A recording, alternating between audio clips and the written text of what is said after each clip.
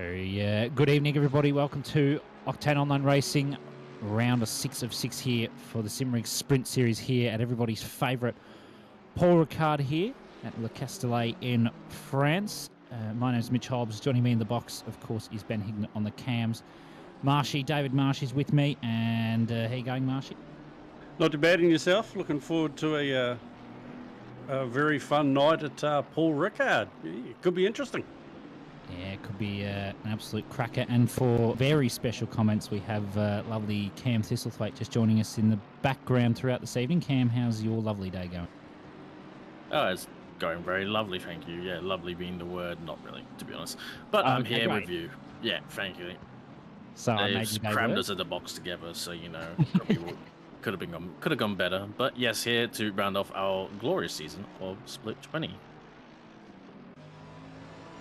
Yeah, it's can't believe we're many seasons into Sprint Series now. Season 20 to say, season 21 sign-ups are out. So if you haven't signed up, please jump onto our website and get them in. I don't know about you two, but I've already signed up and looking forward to it. It's going to be Never see you behind the wheel. Yeah, you never see me. You're going to see me behind the wheel next season, don't you worry. I've even got a livery sorted. I'm organised. Wow. Eager beaver, this one. There's a glitch in the matrix. Oh, what's going on?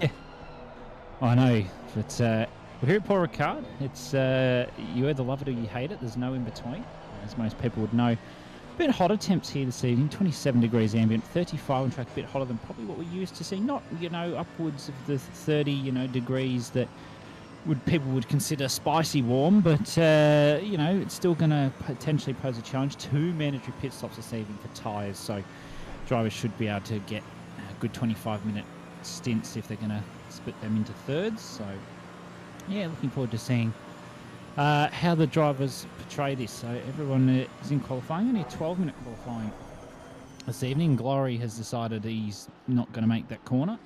That's just Mercedes things, so we'll try that again. Hopefully the times pop up on the leaderboard there. ACC's doing ACC things, that's better. We'll see what times are posted. Got a couple of those first drivers coming around. I don't think half of them have been valid. I think ACC is just an ACC thing. So we'll see what kind of times people post on their first laps. I'm expecting to see probably some mid to low 53s. And I guess, boys, well, there you go. There's a 53 to start us off. So not too far off, 2 tenths off. And Breno says, I'll have that by a tenth. Thank you. Yeah, not too surprising from Renault.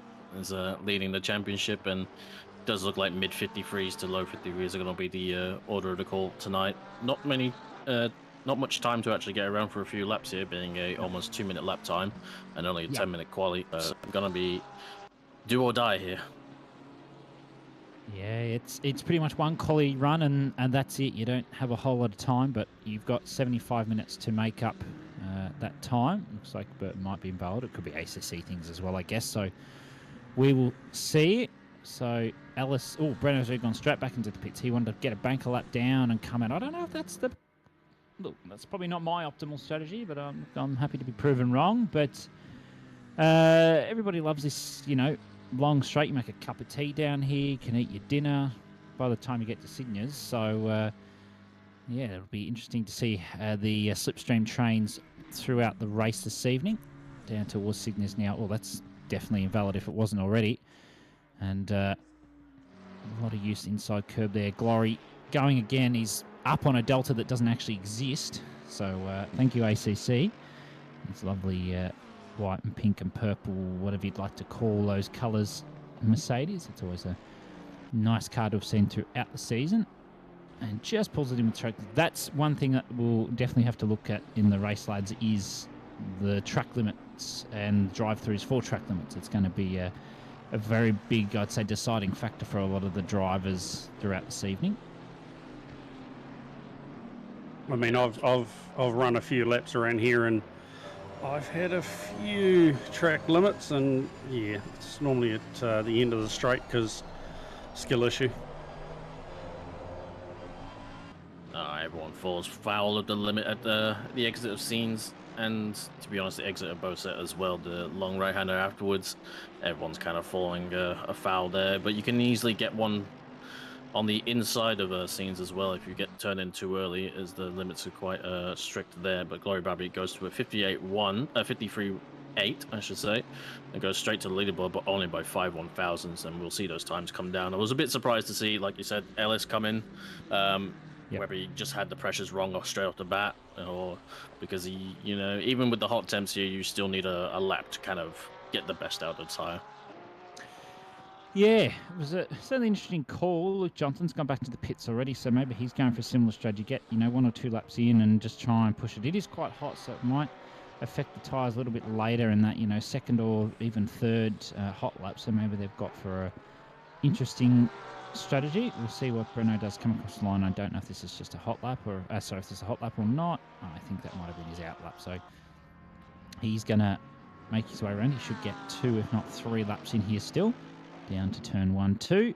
Needs to make sure uses a good chunk of the curve. Could be use a bit more. Oh, that bump, and that's caught a lot of people out. That turn 2 bump, that really throws a lot of people off. I was watching the practice earlier this evening in the actual practice server, and it was certainly throwing a few people off. You've really got to connect with the right line through turn 2 there, or else you do get bumped off like you just saw Ellis get there, and you slide the rear and you lose a silly amount of time in that first sector. So be interesting to see what sort of times you get. Pretty close actually at the moment. You know, you've got 3 tenths down to P5, and then a little bit more spread out in terms of the gaps a bit further down, but some cracking times here that should come in. I'm looking forward to seeing what the drivers can pull out.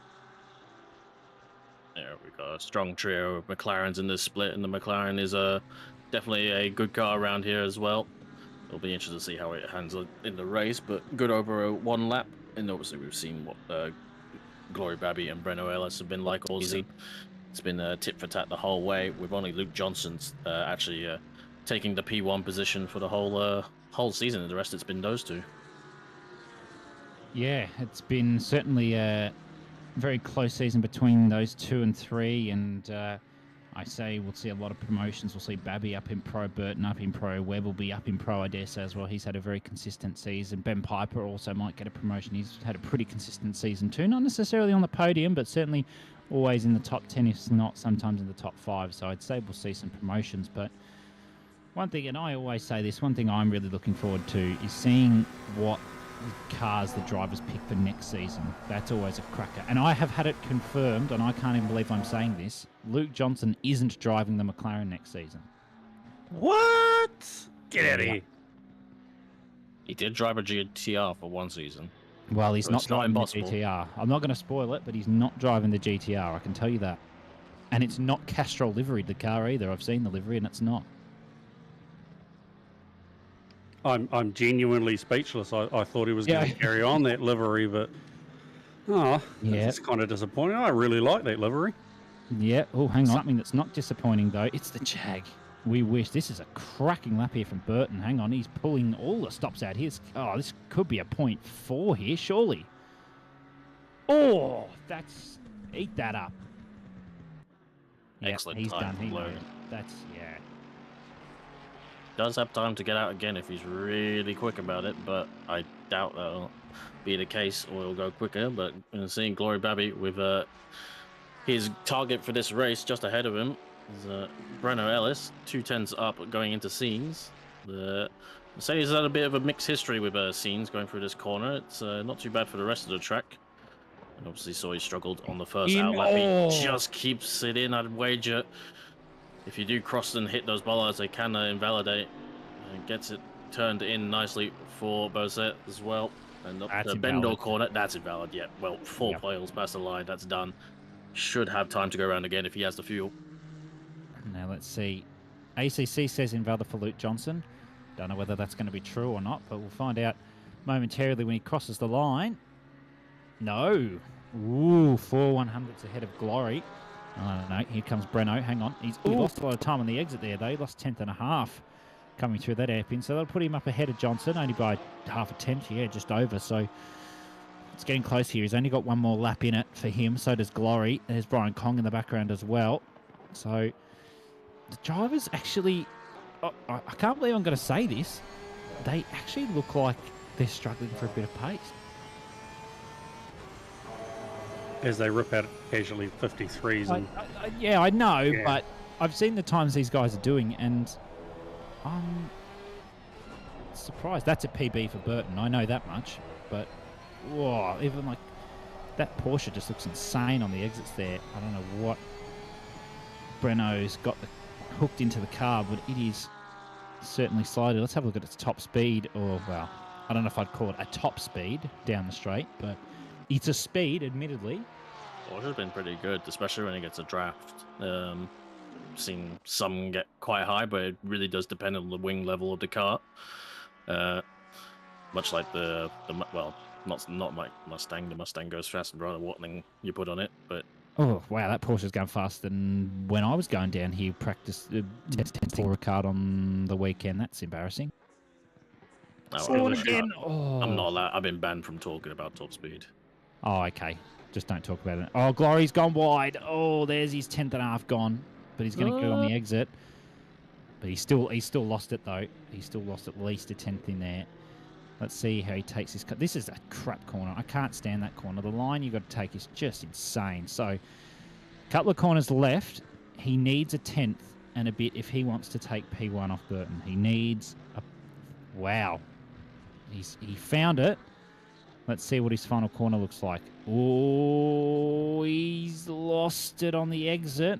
Is it going to be enough to take Alice P2, though? It is. Alice is done. Johnson's done. Webb's done. And Babby takes P2 off Alice by just over half a 10th. Burton is cooking. He is cooking. Grillet says in chat, yep, I wonder if it's a case of these temps. Like, normally you find more speed on the second or third laps, but I wonder if it's everyone's just finding them just a little bit too hot come that time and they're actually losing performance. Yeah, I'm not quite sure, to be honest. I mean, I can't say... I mean, my practice on the weekend is irrelevant to what these guys are doing, but I didn't have too many issues with hot tyres when I was giving some cars a go around here on the weekend, but I mean, there's been some cracking... Oh, there's still some time in Burton's lap if this is valid. He's cooking if he pulls this together. This is... Let's see, 2 corners left. Nice and close to the curb. That's a very good line. Goes for a wider entry. Let's have a look. Yep. He'll lose a little bit on exit because he did have a cracking exit on the other lap. But, I mean, even if this is a small improvement, this is still, yeah, 100th. That's still, boosted confidence to him that he's got more time in it. So, Burton takes pole. Babby on the front row with him. Allison Johnson behind. And Webb and McDowell. McDowell had a good run there. Where's Yao? Ben Winton with Brian Kong as well. And Ben Piper, of course. The unsung hero, the community favourite, Ben Piper in his Merc.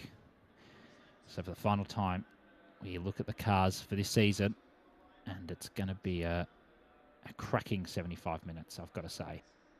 I will say, out of those top 6 cars, the AMG, I believe, is probably not going to be the strongest down the straight. It might get up there pretty quickly, but in history's past, the cars proved to be quite draggy, and there's a come undone a little bit here at this track, and the McLarens, and we've seen the Porsches, having seen practice, have looked really strong in the drafts. So Glory's got a lot of work to do, I reckon. I think his biggest problem will actually be more so for him the tyre wear. I know that they've got to make 2 pit stops for tyres, but with the hotter temps, and the Merc is I wouldn't call it a very good car on tyres, but it's not, down the bottom, it's not BMW level or anything, so be interesting to see how he plays the game, and we will see what comes of this, but there's plenty to come here, and I'm looking forward to seeing the start and seeing what kind of carnage is brought to us. Hopefully none, but, this is Paul Ricard, which I'd have to say probably produces, as much as I can't stand Paul Ricard, it probably produces some of the best racing that we've seen on OOR. Yeah. It also doesn't produce the cleanest first laps either. No, that's true. But once you get past that, it usually produces some pretty cracking racing. Races won and lost on the first lap, didn't you know? No, it's not. Why do people think that, Cam? Cam, I said that the other week, and Mitch had a go at me because apparently it's not true. Yeah, it's not. Mitch has a go at everyone. Yeah, but look, that's true.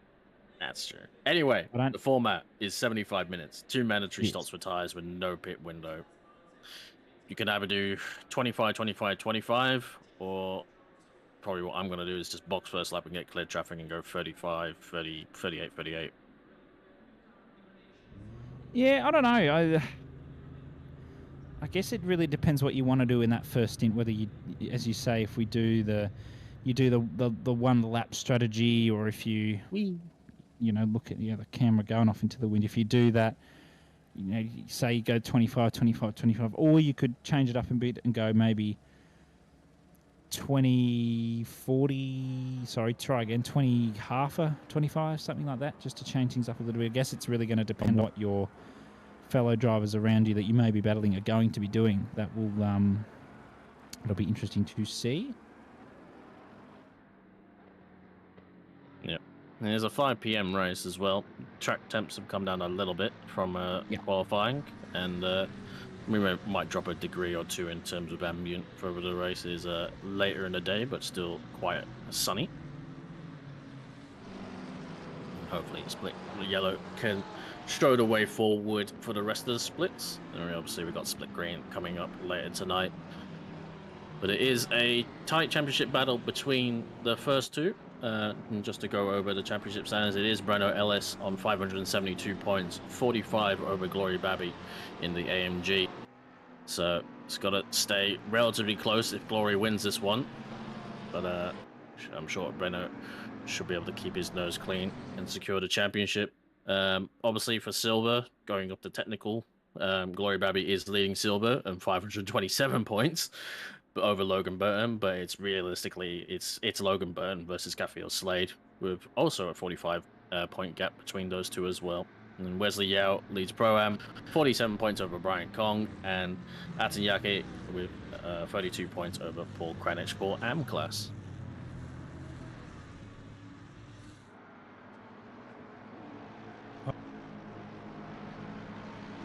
Right. That's a good bike, Marshy. That's fantastic. Love it. Yeah, no, good on you. Now you've put me off. Thanks, mate. Oh, no worries. A race can't be won on the first lap, but it can definitely be lost. Thank you, Absolutely. Socrates. Thank you. I thought I'd just put my words of wisdom in there for the last time this season. Wasn't that Sun Tzu? Now, I don't know. I just quoting. Anyway, yes, it's a race can be lost in the first lap, but it is a long race, and I think I said it before. First lap pit stop and clean air traffic, if you got pace around here, is quite valid in my opinion. Yeah, I think that the key thing this evening will be consistency, and I saw some pretty good consistency from a lot of the drivers that were in the practice server earlier, so I look forward to seeing what comes of it. And I guess consistency is key, but also, especially here, just trying to avoid those incidents, but especially the track limits. I know we'll continue to talk about that throughout the night, and hopefully we don't see many, if not any, DTs for track limits, but being Paul Ricard, it's very difficult not to get at least one, if not two, throughout the race. So we will see what comes of this as we're about to go green here. We're going to come across the line, and we've gone green. Oh, that's a cracking start from Ellis. I think he's going to attack Burton straight into turn one, if he dare. Babby's on the outside still. Johnson had a good start. Webb's there as well. We're going to go 5 wide into turn one. I do not recommend that at all. So Babby gets through, but he's gone a little bit wide at the exit turn 2. Seems clean so far. Oh, that looks really nice. Ellis side by side with Babby down into turn 3, 4. Let's see if Ellis... Oh, he backs out of it. Oh, he wanted to stick the nose in there, but couldn't get it done. And I suspect that Babby might be... Oh, that's Webb round. He's held it, though. He's held it. It wasn't the worst, but he has held it, so hopefully he gets a safe and clean region onto the track. And he's waiting for people to go past. That's very respectful. Oh, that looks like that's Brian Kong around.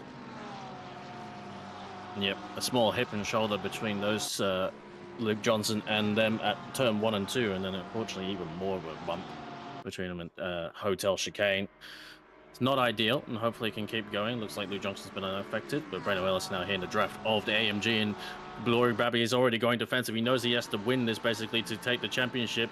Breno Ellis is going to try around the outside of scenes. They're 2x2, side by side. Logan's off in the distance, and they go for it within the lines. And looks like it's going to be Glory Babby to retain it into Boset. There's a attacking motion from Breno Ellis there. Great attempt from him. Yeah, I didn't really know where that was going to end up for Ellis there, and I know the Porsche can be. Oh, that's someone around. Who was that? That was McDowell. It's McDowell. Yeah, I don't know what happened there. I think potentially a tap of the brakes locked up, brought him round. I could be wrong. Yeah, it looked like a pendulum swing from back here, but we might be able to get a replay on that. Well, Breno is still all over the back of Glory Babby right now. Here we go. Top exit. Oh, the contact has got the safety car. Oh no, it's back with his Babby with damage. Oh, controversial. Wow. Glory gets it round again. Oh, I don't break out the whiskey, stewards, because I don't want to be the one to look at that. Logan, I did see Logan was kind of not that far ahead of him while he did have a big gap before, so I wonder if that might have been... Because their safety car would have been called. Yeah, which might put the onus on Ellis there. Oh dear, oh dear. Put the onus on Burton if he slammed the brakes on, so the stewards will have to look at that. Yes, not ideal. Our two championship leaders find contact, and that's put down Glory down from second into fifth. And I said he kind of needs to win this to take it from Breno Ellis. We got a replay here. We're interested to know what happened. So, yep, Burton slowed down. Oh no! Brakes. Babby's just hit the brakes. Right. And is that going to count for Johnson per se overtaking under safety car? I'd be very surprised if it's I'd be surprised, but yeah. He's kind of avoiding an incident, and Breno Ellis has let him go. Okay. We have no indication. He's gone. That might be I think the stewards might be asking them to get back into formation, I reckon. If not, it's not the onus on you to retake your position. No, so we'll just have that stewards. Ben Winton, though, is up in the top 5 in Pro-Am. Hello. I'm curious to know what the safety car was called for initially, because obviously it wasn't for I think, the front. It must be it would be McDowell. I think that incident with McDowell. There were actually 2 or 3 more yellow flagged cars. So let's just have a look. Yep. So this is Ben Piper. That's Goris. Oh, they had a bit of a tap. I think McDowell's already around at this point. Oh, that's a tap. Ah, that's why. So that's actually a separate incident to McDowell. Oh, that's why. Mercedes and Ferrari baby making not recommended. Yeah, that's I don't know what to say for that one. Let's take the nose of it. But it's put Atanyaki up into 7th, so he's looking really good for his championship right now. And yes, shaking the field up quite a bit. Yeah, Stewart's got a lot to do right now. Yeah, I do not envy them at all. So this is Winton and Kong. Let's just have a look. So Kong went up the inside. And that's Webb around. So what happened with Winton? Ooh. Still had the nose there pretty much on the previous corner. Yeah. Stewards will be looking at that as well. They'll be frantically going, oh goodness, what am I going to do? That's a hefty amount of damage for Alistair. He hit the tyre barrier at some speed. I think Babby's a little bit better off. He does have rear damage though, and the Merc's not going to like that at Sydney's, but Burton's back on it. We've gone green here. Ellis not quite as privy to it, and that's probably not the end of the world. He's got a little gap already, 6/10 ahead, 7/10 behind, so he's might just need to nurse that car to the first pit stop, or maybe he'll adjust his strategy now. Not sure. Or even just into turn 1 there. Babby looked a little bit squirrely for my liking under brakes, whether that's the damage or Merc things. I don't know. It's one of the two, but Ben Piper's into the pits now as well. That's probably a good call on his part with that damage. I don't know if he drove round or returned. I'm not quite sure. But we'll soon find out. So Babby's going to get the slipstream here from Burton because he is close enough. Only just though, but I don't know what the Merc's top speed's like in the slipstream compared to McLaren with no slipstream. So we'll have to see. But Luke Johnson will be getting a double slipstream here. So maybe he's going to put a bit more pressure on Babby which is probably what Burton's looking for, but we've still got an hour and 10 minutes here to go, so anything can happen. I'm looking forward to this. Yeah, not too sure on the McLaren's numbers for top speed, but it holds its own pretty well. Granted, there is damage for Babby, but he's really Struggling not gaining anything on that. Where McLaren is a little bit AMG.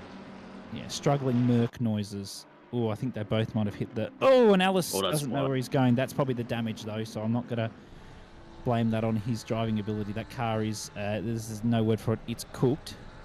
And you will use the word caution, cooked. Yeah, they'll be very heavy, so not a good spot for him. Yeah, even just going a little bit deep, just trying. That aero's definitely not helping him in this case, and Winton's got McDowell all over him at the moment. They've got a gap to Atanyaki behind, who's got Jack Miller behind, with Julio Cruz as well. Babby is all over Burton here, and I get that sneaky suspicion that Babby could get past. I think he's got the pace in that final sector where Burton appears to be lacking just a little more, but the McLaren is cracking through sector 1, so it might even itself out over the lap, I reckon. Oh, another slide there. Wide. Babby, yeah, a bit wide, and Johnson was privy to it. He had a cracking line through there. Burton, not optimal either. We're going to have a quick look at the replay. I think Ellis is boxed as well. Sorry to interrupt. No, you're right. Oh! Sliding Lamborghini taps the back of Crouch. I did see the 88 was yellowed on the field, and unfortunately that's going to put him down even further. Not catching Atanyaki at this rate, as he's up to 6 now, as Ellis has boxed now for his first stop. That damage might have taken a bit more of a toll. As Babby, you've been firing line of the McLaren just up ahead, close enough for a draft, but don't know if he has the machinery underneath him to really get past. Could do. He's a lot closer now.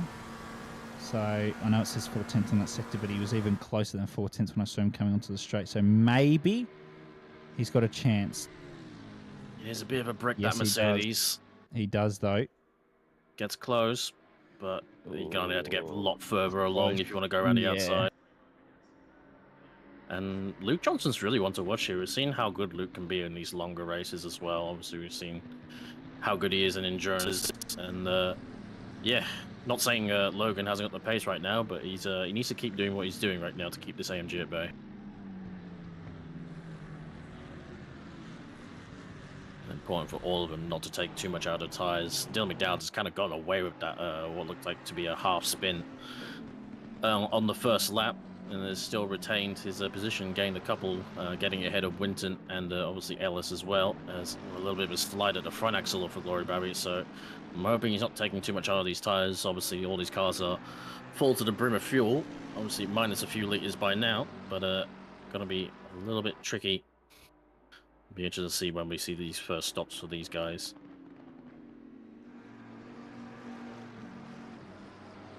See, Ellis is out there just going through turn 6, so bon, stib bon, French words, but definitely in clear air for sure. Being a longer lap here. You could have just said wee baguette and have been done with it. Yeah, well, you know, I don't want to get cancelled like yourself. Oh, fair enough. Yeah, understandable. Yeah, that's it. I'm telling RCR you said that. Yeah, I'm not gonna... Okay. You don't need to word marsh. It's okay.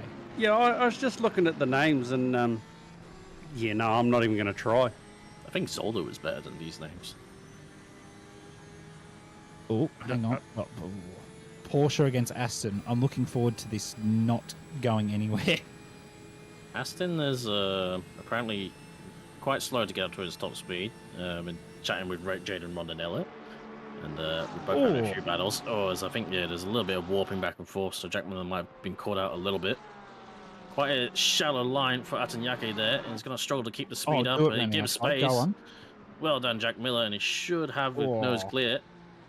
And does get the position. That was, yeah, Atanyaki kind of kept himself very narrow and shallow on that inside line.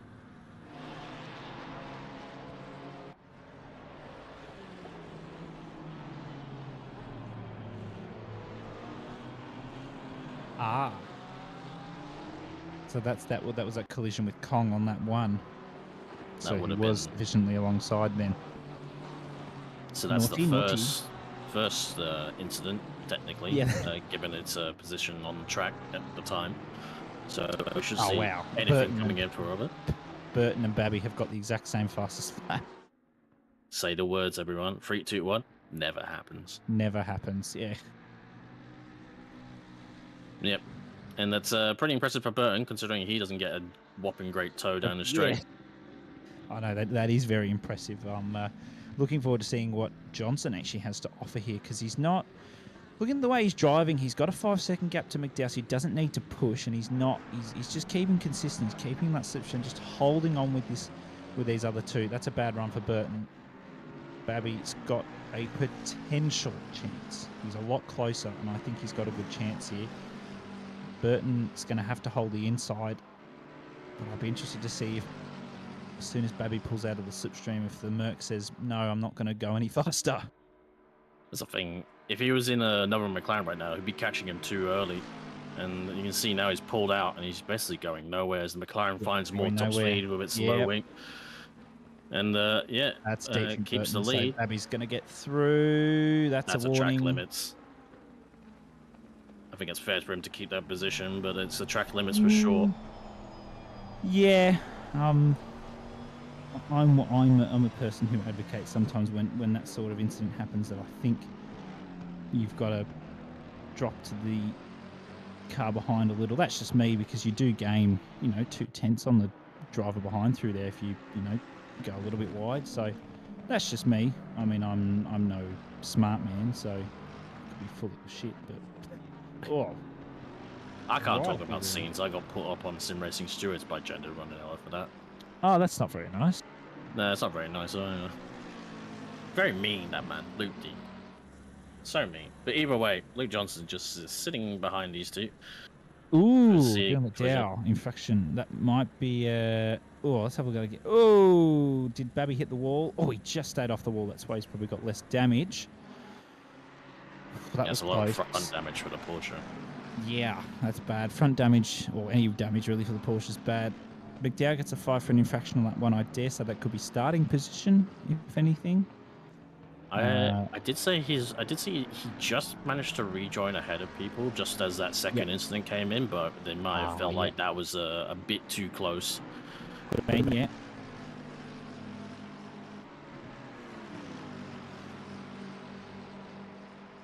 Struggling Merc, screaming noises again. Yeah, it is.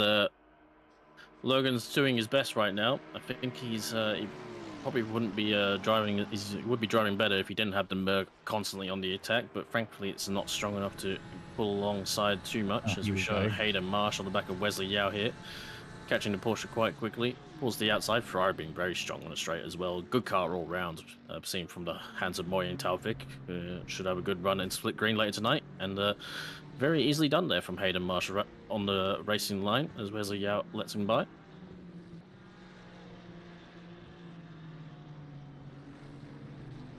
I wonder if there was a number call for when Daniel Webb went into the side of Luke Johnson, because we saw incidents have already come through after that, so maybe it's was a play NFA. on. Yeah, could be NFA, could still be looking at it. You never know. The stewards tend to look at the ones that might be a bit easier of an outcome, and the ones that might be a bit more difficult, they'll deliberate a little further if they do have a bit of time. They do still have quite a few quite a few incidents, to get through first, which could result in penalties. So we will have to see. So Surinder Ataniaki at the moment is holding his own nicely up in P7. He's got John Stockton behind him in the Penrite Ferrari, and Julio Cruz is just holding nicely, just trying to catch up with Stockton to get onto the Pro-Am podium. So this will be certainly one to look out for. It's a good little battle of cars behind Hayden Marsh, as he said. Got past Yao. Daniel Webb is a bit further back after that early incident on lap 1, and he's currently on the silver podium per se at the moment, even though the two silver drivers ahead of him are in P1 and 2, which is insane. And here they are again down the straight. I think this is all we're going to be seeing for at least up until this first pit stop, which we're already 15 minutes in. So in the next 10, I'd expect to probably start seeing some pit stops from these top drivers. That McLaren just looks so planted through signals in comparison to the Merc. It's just glides through there and makes it look nothing but simple. Or the driver too. I'm not doubting Logan at all. It looks fantastic, and Johnson's doing the same thing. But Merck, though, would of course have a little bit of damage, but he's keeping it together nicely.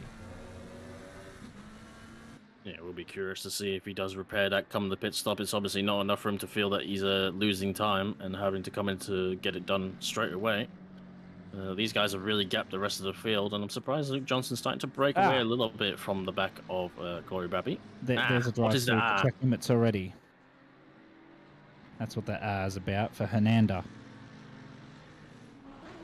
Oh dear, it's bound to happen at some point. It is pretty easy to get a drive through here if you find the limits. As Adam Goris in the GTR gets a 15-second penalty for a collision on lap 1. That's the collision that we saw at Bendor Corner. Yep. Started a bit of a cascade of incidents coming into that, sadly. Yeah, it's nice that we have Bendor Corner and then we have Bender Corner in OR. It's great. Yeah, hogging 2 corners at this track, Jesus. I know. Selfish man. Well, we love him. If any man's allowed to have 2 corners, he can have 1. Yeah, Bender can have 2.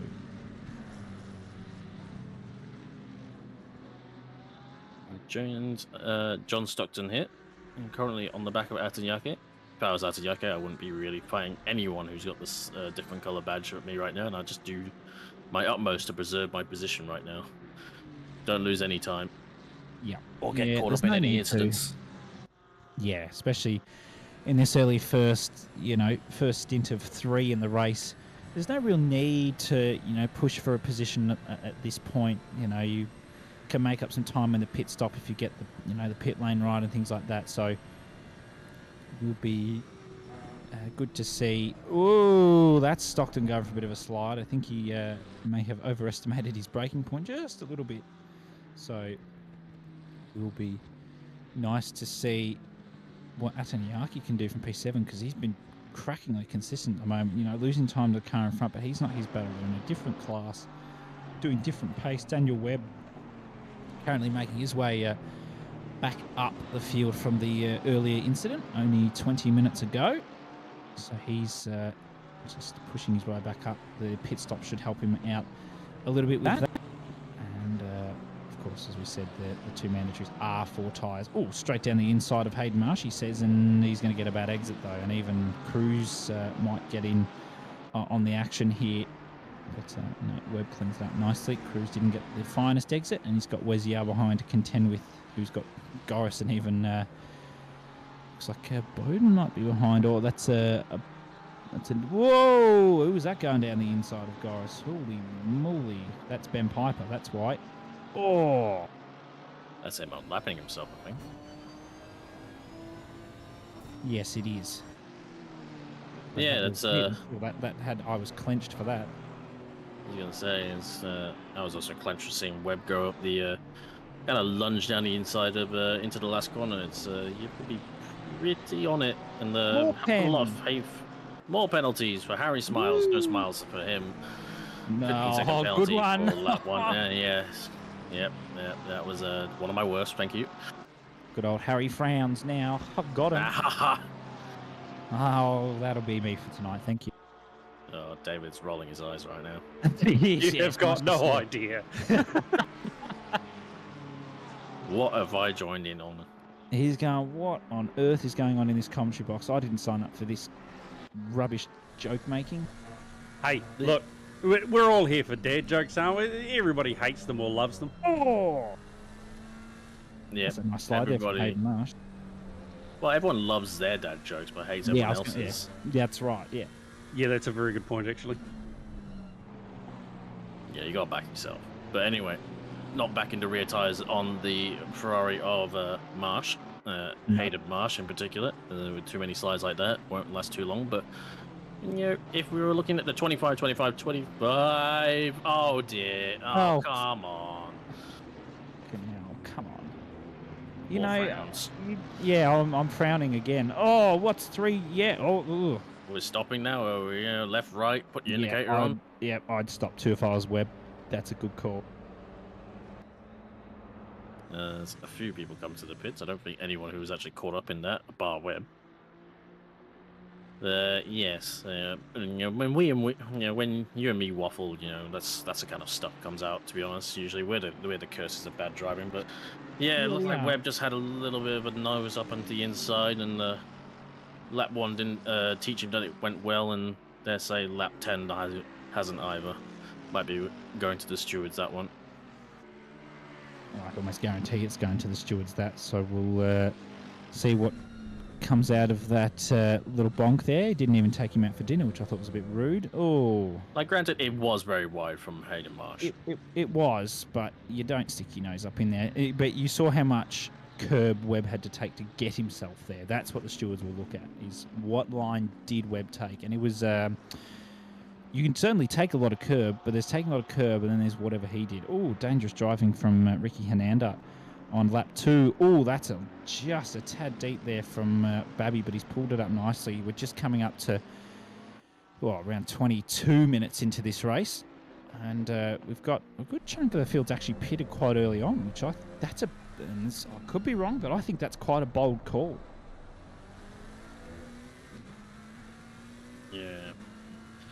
Yeah, it's as I said, I was backing Luke Johnson, and he's dropped back by 2.5 seconds. So shows how important my insights are. Well, AWS is calling me right now. He's keeping it consistent though. His lap times have been very consistent, and it can just take one bad pit stop from either of these two, and he could be in the lead. So yes, he's dropped back on, his pace a little bit. Still consistently there. It's just not, consistently up there like he was in those first 10 to 15. But I mean, as I said, one bad pit stop from Babby and Burton, and it's game on. He'll be on the provisional P1. Track temp currently 31 degrees with 26 ambient. So nothing probably much for the drivers to worry about. Paul Cranich, Ben Miller both in the pits. So we will see what happens. Oh, this has just been going on since the start of the race now, this slipstream from Burton to Babby. Now, I'm going to put it out there. The slipstream is the only thing keeping Babby in this at the moment. Sure, he's got the pace in the other sectors, but if he wasn't that close on the straight... Oh, wow, that's a track limit warning. Got to be. That's insane. Yeah, it can't be having too many of those. Was that you saying that on Burton, or was it on Babby for the inside? I'm bored in the side of Babby. I think he might have just nicked that little, what you would consider the track limits little board there. You can see them there on the exit of that corner as well. He hit them. So, what are we at? 51 minutes left. Yeah, I think if you actually go for all 4 wheels in the inside of the scenes, it will do you. I think he was just okay, seeing that we were on the right side of the car. Yeah, look closer. We're just coming in under 51 minutes left. Who pits first? Ellis is going to be hoping Wesley Yao and Co. will start boxing soon, because he's catching them very quickly. Yeah, now... Actually, they all have I need a shot. Now Ellis has got to drive through. Ooh, what was that collision for? Did I miss that? Yeah, him and Babby, the end of lap 1. Oh, of course. Safety car incident. Yeah. The big... I was thinking about when they were racing. Yeah, that's rough for Ellis. I guess I can see why, because he didn't really react to the safety car, and then obviously react to what Babby was doing in front. That's a cracking camera view, though. That's the track limit line there coming onto the straight, and Babby's going to have another go here, I reckon, if he's close enough on Burton, but then he'll pull the car out, and then he won't have any straight line speed again, unless he goes to the inside. It's quite a long transit time here, but we'll focus on this battle. Nose out. I think he's going to stick his nose out. He's doing anything he can to really put Burton off, because that's the straight is not enough for the AMG to really get past. But a drive-through for Breno Ellis, that is big, and that's looking at the standings. Like, granted, if Glory wins this, granted right now he's obviously P2, so he needs to. It's imperative for him to really get ahead of Burton just for his championship sakes. But it's only 45 points between the two of them currently. Obviously, it depends on I believe Glory qualified second, so that'll be 4 points for quali. Ellis was 4th. Was third. He was third, so he'll get 3 points. Yep, Babby comes now. Oh, he follows Burton. Yep, Burton crossed the line, but I don't think that he really. did. We Oh, don't he really knocked out enforce the it. pit board because he almost sped into the pits. Yeah, that's interesting. 45 points isn't that many positions if you look at the score or the point scoring. So Ellis has got his work cut out here if he wins the hold. It's 150 for first, 100 and basically it's 100 points. It's 100 points for P4, and 115 for P3. So he has to be if Burton wins, he has to be top 5. Yeah. Well, he has to be even more than that. He has to be even more. He has to be P3 third or second. Yeah. Well, that certainly changes things for Ellis. That's got a lot harder now. Yeah, it's. But I mean, if anyone's got the pace, it's Ellis. But that's. I don't envy Ellis at the moment. Let's put it that way. He's got traffic right now as well. He's got 2 Ferraris in front of him and a McLaren. Both cars are very quick down the straights by themselves. They don't really need a tow. Oh, there we go. I thought Burton might have. Oh, I thought he came a bit hard into the pits, but he's absolutely nailed that. So I don't like him taking out the board. No, that wasn't great, but he, didn't have the greatest line. So whether the stewards are paying the attention to that and say anything, look, I'm not sure. It wasn't purposeful from what I saw, but yeah, see if they're paying any attention to that or not. So Johnson into the lead, yet to pit though. So maybe he'll pit now. Maybe he's going for that longer first stint, which I was talking about before. Maybe he's going to go another lap, go for that half an hour first stint. Maybe I was talking about a longer middle stint, but he's going maybe for a longer first, and then he might go for another 25 and a 20 maybe. Maybe that's what he's going to do. Dude has got some insight in chat for what happened between Babby and Ellis. Okay. So number one had Discord turned down and didn't hear the call for safety car and slammed into the car in front. Oh. Yeah, that'll do it. Yeah. Sure will. Bruce Miller gets a 10-second penalty for collision on lap 3. So Stewart's getting through those lap 1s now. So Johnson's just stopped in the pits. I think it's a bit longer than 30 seconds from here to the start line. I'm interested to see where this goes. That's an awkward parking job by Jack Miller. But I say that Johnson still has a lot of the pit lane to traverse, so that'd be the difference.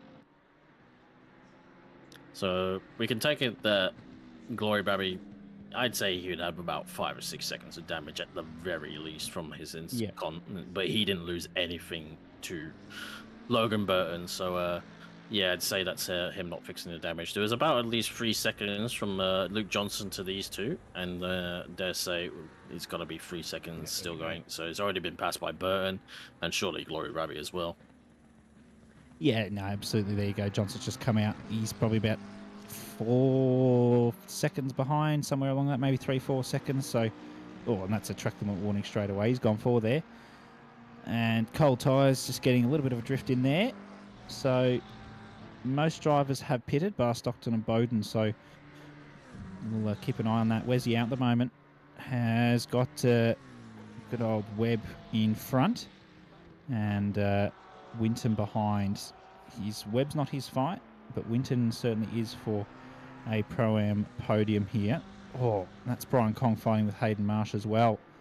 So that is another ongoing battle. There's a lot of little battles in the Pro-Am class going on, and no jokes. We're not making jokes, Cam. Another 15-second penalty for Harry Smiles. As Cameron just goes quiet and goes, nope, I'm not going to say anything then.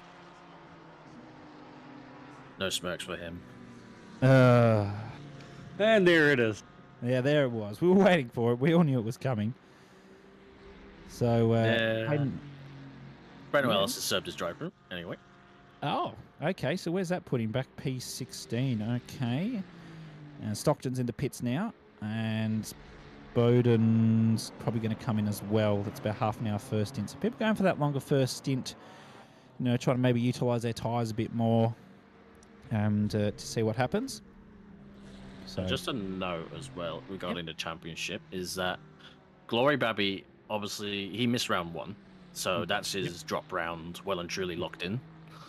But I believe Breno Ellis's drop round is currently a 99 points from Barcelona. So Yeah. I think at this trajectory, I think he might be having a new drop round for this race, which I will not really affect his championship standings. Won't it? So he will hold on per se? No, sorry, I mean the opposite. It will not help his situation, as in he's going to lose the championship even more. Of course. Yeah, understood. Right. Yeah, not optimal there for Breno Ellis then. So, yeah, Bowden in the pits. So we're going to see where everyone is provisionally at the moment. Ricky Hernandez also in the pits, doing his first mandatory. So you can see most drivers have one left. Wes Yao now up into P7 after Bowden and Stockton both pitted. As you can see, Stockton, in fact, is actually right there just behind with Ben Winton as well. So they've got Webb up ahead, which they might be able to get a nice slipstream off. But I suspect this Porsche is about to get mugged on the straight. Definitely needs to kind of stick a bit closer than he is doing right now, because he might just get a sniff of a slipstream. It takes about, I'd say 0.4, 0.5 to be close enough to benefit from it. As you see, Ben Winton now is benefiting from the slipstream from his fellow Ferrari, John Stockton.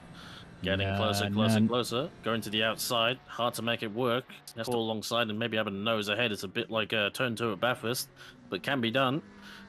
Oh, Stockton gets a little bit squirrely around the outside. Get back on the track, Winton. Side by side still. No, madame. Yeah.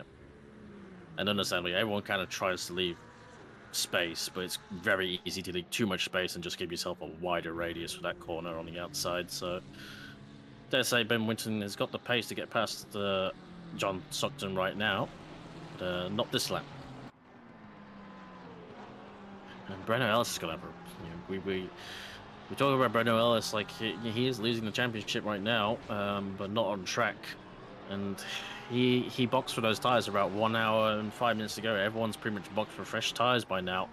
Yeah. So he's got 20 minutes old tyres and 30-degree temperature to deal with, on top of everyone else having fresh tyres, and a lot of work to do. Yeah, no doubt. I think you'll probably see, I reckon Alice will pit probably in 15. And to see and that'll just give him the fresh tyres for the last 25. Track temp's gone down another degree, ambient still the same, no wind. It was, of course, forecast for dry weather for this round, so drivers didn't have to worry too much in this case. But Stockton does have Winton to worry about in the slipstream behind. He's dropped back a little bit from Wes Yao up ahead, so that's a sigh of relief for Yao at the moment. He's not giving the slipstream to the Ferraris behind, so he needs to scamper away in that Pro-Am podium position. Yep, I got 4 Ferraris in line in a 2x2 formation, and trying to pedal themselves up the grid. Just a shout out, as obviously you alluded to from the start of the broadcast, we've got Season 21 now announced. We have 3 splits for Season 21. Obviously, ACC is kind of winding down a little bit. We have a Sacrifice Split Blue for Le Mans Ultimate, and I'm much looking forward to partaking in that as well. Please, AU servers anywhere. Texas servers even. I'll take anything right now, just anything more than EU. But we're enjoying the game. We're kind of building the formation a little bit, and obviously it's now moved to Thursday, the early split. So we'll still have split red, split yellow, split green, pending they retain those obviously color codes. Yep. But looking forward to everyone. Antarctica servers, please. Yes, thank you very much. What would be your thoughts on Darwin servers? Darwin servers. So well. Actually, don't. Can I? What opinion do I have? Oh no, we're gonna go. That's not again. Oh, poor Hayden Marsh, man. Just leave the boy alone. That's a fair comment, Race Control bot. That's a fair comment. Let's have a look at that again. So, I don't know what it did. Did Marsh go very wide? He did. He did the same. Con carried a lot of spleed. Yeah, he carried a lot of spleed. Marsh was a little bit slow because he went wide, and whether. Oh, wow. Webb gets a 15-second penalty for a collision. For the incident that we basically just saw replayed out. Yeah, replayed out, yeah. Thank you very much for that. Yes. What penalty do you think Brian Cogg's going to get? I'm having a think. You're having feet. No, I'm having a thing. No. You got a feet thing. No. Huh? No. Oh, I'd say it's a 15. It's a thing. It's a thing. Yes. I forgot what we were talking about originally, frankly. We're talking about the incident between Colin and Marsh. That's what we're talking about. Yeah. Poor Hayden Marsh. Stop going and we'll stop turning you around, maybe. I just sense Marshy has his head in his hands at the moment going, what are these idiots waffling on about? I can sense it. You can sense it probably because that's what I'm exactly doing. Yeah, exactly. You're doing, yeah. I'll just sit here and watch the race and just listen to you waffle on about whatever. Whether Darwin has internet or not, and my poor cousin just having a night for himself. But, it is what it is. Well, I'm not seeing any objections from anyone in Darwin and chat because they don't have internet, do they? Clearly. Exactly. I mean, I can't comment. I'm in New Zealand, so I'm surprised that we have internet. Yeah, you guys have had fibre for years. So you guys have got optimal internet. Apparently we do. I haven't seen it yet. Oh, right. Is that because you live in the middle of nowhere? Someone's in the pits. Oh, Hernando, he's given in. Okay. Yeah, I was looking at that earlier. He gave up a little while ago. I reckon about 7-8 laps ago, and I just thought he was pitting, to be quite honest with you, Marsh. I don't know what he's doing. Yeah, well done. I've still got 50-20 still. I've got 120 fibre. I've got 50-20 and pay ridiculous money for it. No, don't go down. I was going to say, don't go down that path. We're not a lifestyle channel here. We don't talk about finances and cost of living crises. We're not. It's been a while since we've had the Hobbsy financial corner. Yes, we haven't had my financial discussion, and we're going to keep it that way for this evening. It's all right. Yeah, just keep on pedaling like those flag wavers in the crowns. So Ataniaki's actually dropped a few positions from the pit stop. He's down in 12th, but he still had... He's a contender for my driver of the day. I can't lie. He's had a cracking race. Absolutely. Yeah, he's done a very, very good job as the Esteban driver. Oh. I'm going to close my eyes now. Round 2 coming up. See no evil. We'll leave it on Marshy to talk about it because I'm not... Then maybe there's internet out there. Oh, he and juked him. Switch back. He had him. But I think it's going to be done. He put him on a silver platter there. And they get the switchback done nicely for Brian Kong into a bow set. And surely we'll have to try and make up now the 10 seconds that he'll inevitably get. Yeah, he's going to have a bit of a rough one. Of course, there's still another pit stop to go. 35 minutes left, so I reckon the next... probably 10 minutes we'll start seeing people pit, unless people want to go for maybe a half an hour, final stint, depending on the battle they're in. So this little battle's opened up a little bit. Actually, Babby's caught up probably 3/10 in the last 2-3 laps. Unfortunately, he's just losing most of it down the straight. That's mainly what it is for him. It's definitely evened out nowadays. There it was. Yeah. Given the draft to the Mercedes, you can see the Mercedes is not looking all over him once it's lost that toe. As Kong gets a penalty. It was a 15-second one. So it was, yeesh. Yeah, was it 15 seconds also for Webb? Yes, 15 seconds for Webb. So, yeah, that's same penalties. That's I guess that's fair. That's similar incidents, similar penalty. Yeah, definitely on board so far. Well, things are kind of petered out, and I guess we shall we talk about our upcoming endurance season? Our upcoming endurance season. Oh, yeah, we can talk about that. Well, I can tell you round one's everybody's favourite. It's 12 hours of Snedson. You said everyone's favourite. Snedson, no. Snedison's in the next Sprint Series season, Cam. Be excited. Yep, followed by Simmons Plain. Simmons Plains, that's right. And then the 96 years of Brands Hatch, 96 years, that's right. Yes, 12 hours of Coda to start with. Then we move on to an 8 hours of Zolder in redemption for the Zolder race that never finished a couple of years ago in an endurance. Then they've brought back my favourite, the 9 hour of Kyle Army. I cannot wait for that. And and then we're finishing off with a 12 hours of Silverstone. But the 2 12-hour races are times 2 time setting in game. So we're going to go through a 24-hour period in 12. So that's going to be very exciting. Yes, so now your 15-minute advanced weather warning has now become a 7-minute advanced weather warning widget. That's right. That's all been halved. So you only get 7 and 15 minutes warning for weather. Yep. So that'll be that's exciting. A fun thing. Yep. Yep. As long as I probably should have looked at that part before I put my hand up with one teammate. So there's just 2 of us doing it before. That was a mistake on your part, Marshy. Yeah. Yeah. Oh well. Crucial error. Yeah. Skill issue. You got a few months to rectify that one, though. To be fair. 72 hours of Alton. I'm gonna pass on that. Yeah, we're gonna unearth what's it called? Oral. Oh my god. Oran Park. Not Oral Park. No, not the toothpaste manufacturer. No. Nope. We're just going to bulldoze everyone's houses. They shouldn't have moved there in the first place. So Pukako is getting stripped up right now. Oh. That's got to be track limits.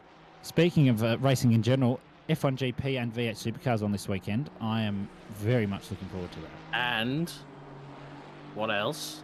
Porsche Cup. No. Formula 3, Formula 2. Yeah, maybe I'm the only person in Australia who actually watches him, so... yeah, IMSA too, but I'm not watching. The Sebring 12 hour is on. It is. To prove to be a contentious topic amongst people who somehow are trying to back F1 as being a credible racing series.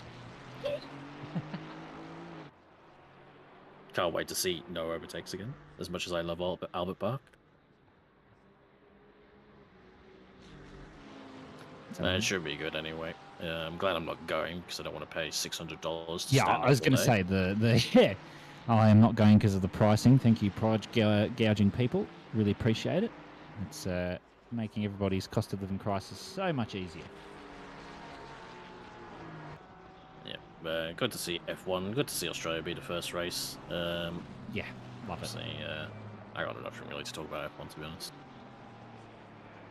It's always good seeing Australia back on the starting off the calendar season for F1. Has been barring for a couple of years due to COVID, but great to see Australia back in at round 1. It's always a different atmosphere. Probably a bit of biased comment, but it's always a different atmosphere, they say, the drivers in Australia and the F1, and I can't wait to watch it from my office here, and it'll be a cracker, I'm sure. Oh yeah, so you went on a simulator, or you put your name down to put on a simulator, didn't you, today? Or was that someone else? Who's putting my name on a simulator? Huh? Someone else who had some Aston Martin painted simulator in their office. Oh, that was Gibbo. Reception. That was Gibbo, yes it was. Yeah. He couldn't even get a drive on it. He had to put his name down. Yep. Motion rig with F1 Cody's game. Lol. Yeah. Oh yes. So Burton leads at the moment from Babby, who's sneaking up very slowly. Johnson's dropped a long way back. He's just sort of fulfilling his consistent positioning. Jack Miller, not MotoGP Jack Miller. P4, currently leading Pro-Am class. Dylan McDowell sitting there nicely in the top 5. Having a cracking little race there, McDowell. He's struggled a little bit this season to find that form, but he is certainly giving it a red-hot crack at the moment. Webb's got that 15, so that's going to drop him down a couple of positions just outside the top 10. For him, where's Yao? Currently on the Pro-Am podium. He's going to go up into the top 6 with Webb's penalty. Stockton as well. Well, you never know. It might be Stockton ahead of Yao in a minute. Ben Winton sneaking up on this too. Kong's got a 15, so he'll drop down P14, something like that, in front of Julio Cruz. So be a rough one for him to take as well when he comes into pits. Half an hour left in this race. 25 degrees ambient, 29 on track. So we've dropped 1 or 2 degrees ambient since the start of the race, and a numerous number of degrees on the actual track itself. So look forward to seeing what the end of this race brings. Here comes John Stockton in the Ferrari. The Porsche should probably top end speed, hit the top end of its speed probably about now. Going well. It's holding on. Yeah, I'm surprised. Stockton, I mean, it has yeah, been pretty it good in was. the straights, but yeah, Stockton far more committed and put his pride where he's on position and got through nice and cleanly. That's what we like to see. Yeah, the Porsche, but as we saw from Wesley Yada, kind of really held off its own. Wasn't really getting swallowed up like the Porsches of old in the past.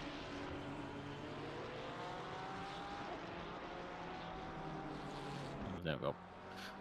Ben Winton to deal with. I was going to say, I think Wesley Yao is also another contender for driver of the day, but obviously now, unfortunately, going to be privy to all the Ferraris and their,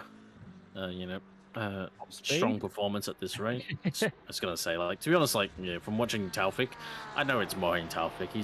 He is bloody quick.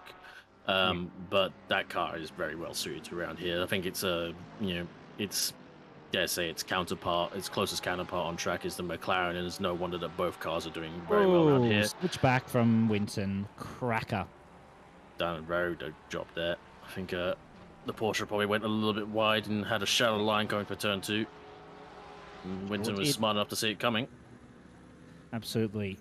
See that again. Yep. So yeah, I went deep at turn 1, which I saw, and then caused him to go a little bit wide turn 2. And Winton said, "Oh, I'll just have that. Thank you very much." So that is absolutely cracking there from Yao. Just kidding. No, it was good actually from Yao to not get that track limit. That I was very worried for him there because I've seen him go off a couple of times. I was worried he might get a drive through.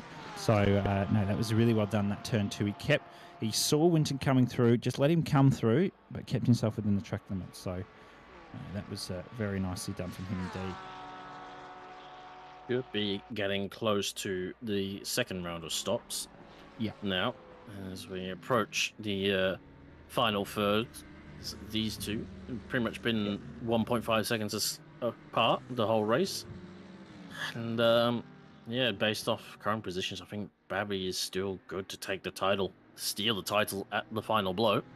He did have a strong run of form through, I believe, Alton Park and Monza, where he obviously missed the first race, and he kind of came through and blitzed those 2 races. I apologize, it was Monza, which is the sort of worst performance for Renault Ellis, of 99 points. Granted, 99 points is still a very good performance. Yeah, that's great points, Hall. I don't know what you're talking about. Yeah, but with the season that Glory Barry's put together, it might prove a little bit of his undoing, but dare say not as much as today's race. Yeah, not been. It's definitely been a race for Breno Ellis to forget. He's working his way up, but unfortunately he needs that top finish to not lose out to Babby. And unfortunately, unless he's got a jetpack and a rocket ship on the back of his Porsche, I don't think, unfortunately for him, that's going to happen. So, a bit unfortunate. Yeah, it's 130 points for P2 if Glory Babby stays here. And I dare say it's 90 points for P6, which I think is the minimum that Breno Ellis will have to get to. It would be, yeah. So, has he got he's going to have to pull one heck of a recovery out in this final stint. So he pits right on the 25-minute left mark. This is where we'll start seeing some people. Brian Kong pitted early before with that penalty. Probably wanted a little bit of clean air to try and help him out. So car 4's round as well. Who's that? That's Smiles. He's round the exit of turn 2. Not quite sure what's happened there to him.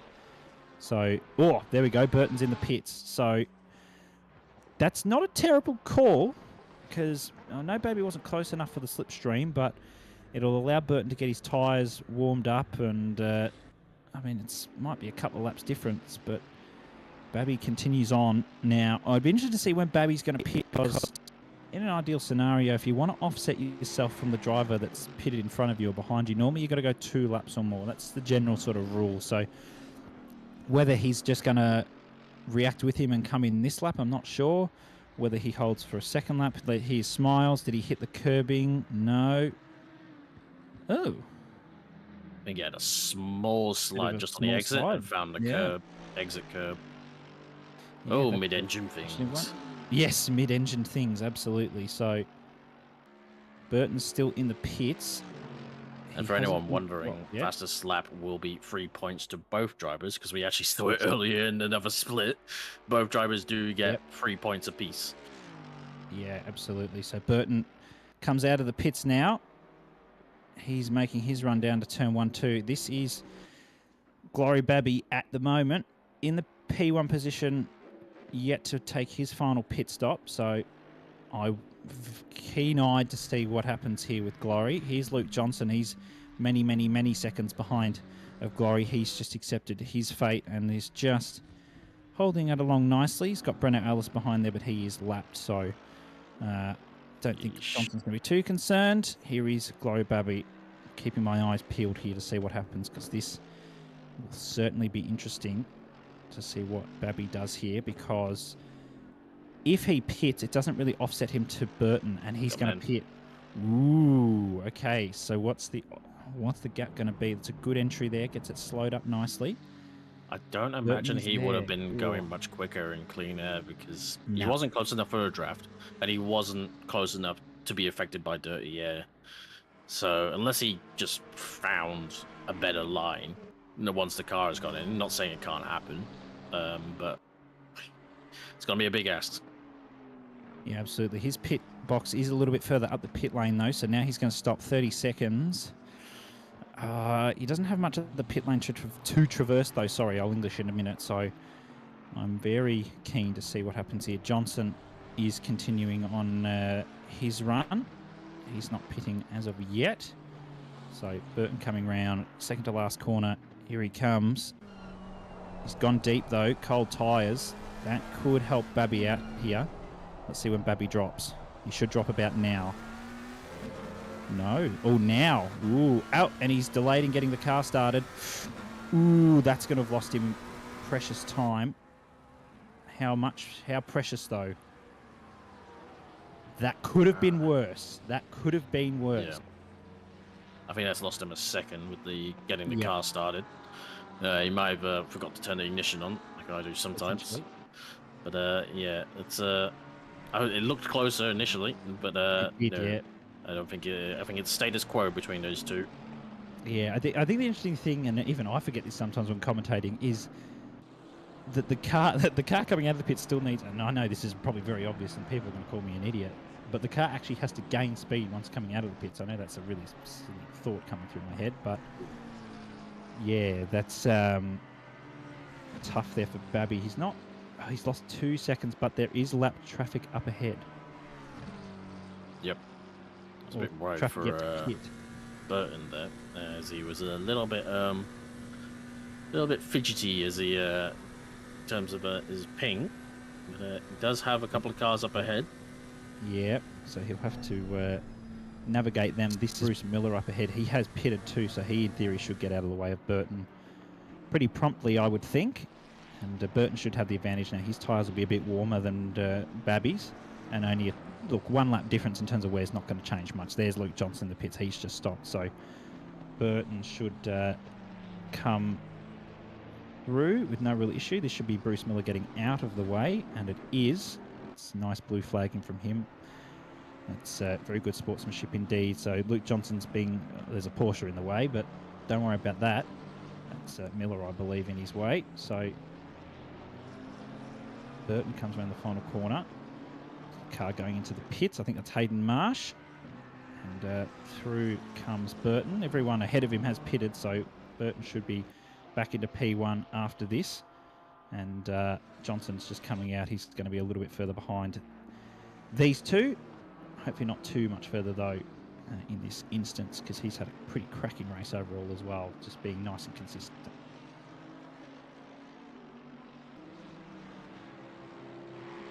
Yeah, looking at these gaps, I don't want to, you know, kind of rue Breno Ellis's day, but based on where he is relative to other cars that he needs to be finished way ahead of. Yeah. And he is quite far behind some of them, like Wesley Yao. He needs a miracle right now, to say the least. Yes, he needs a miracle from the sim racing gods, but unfortunately, he copped what he deserved with that drive through for not hearing the race director. So it's just part of racing. That's what we're here for.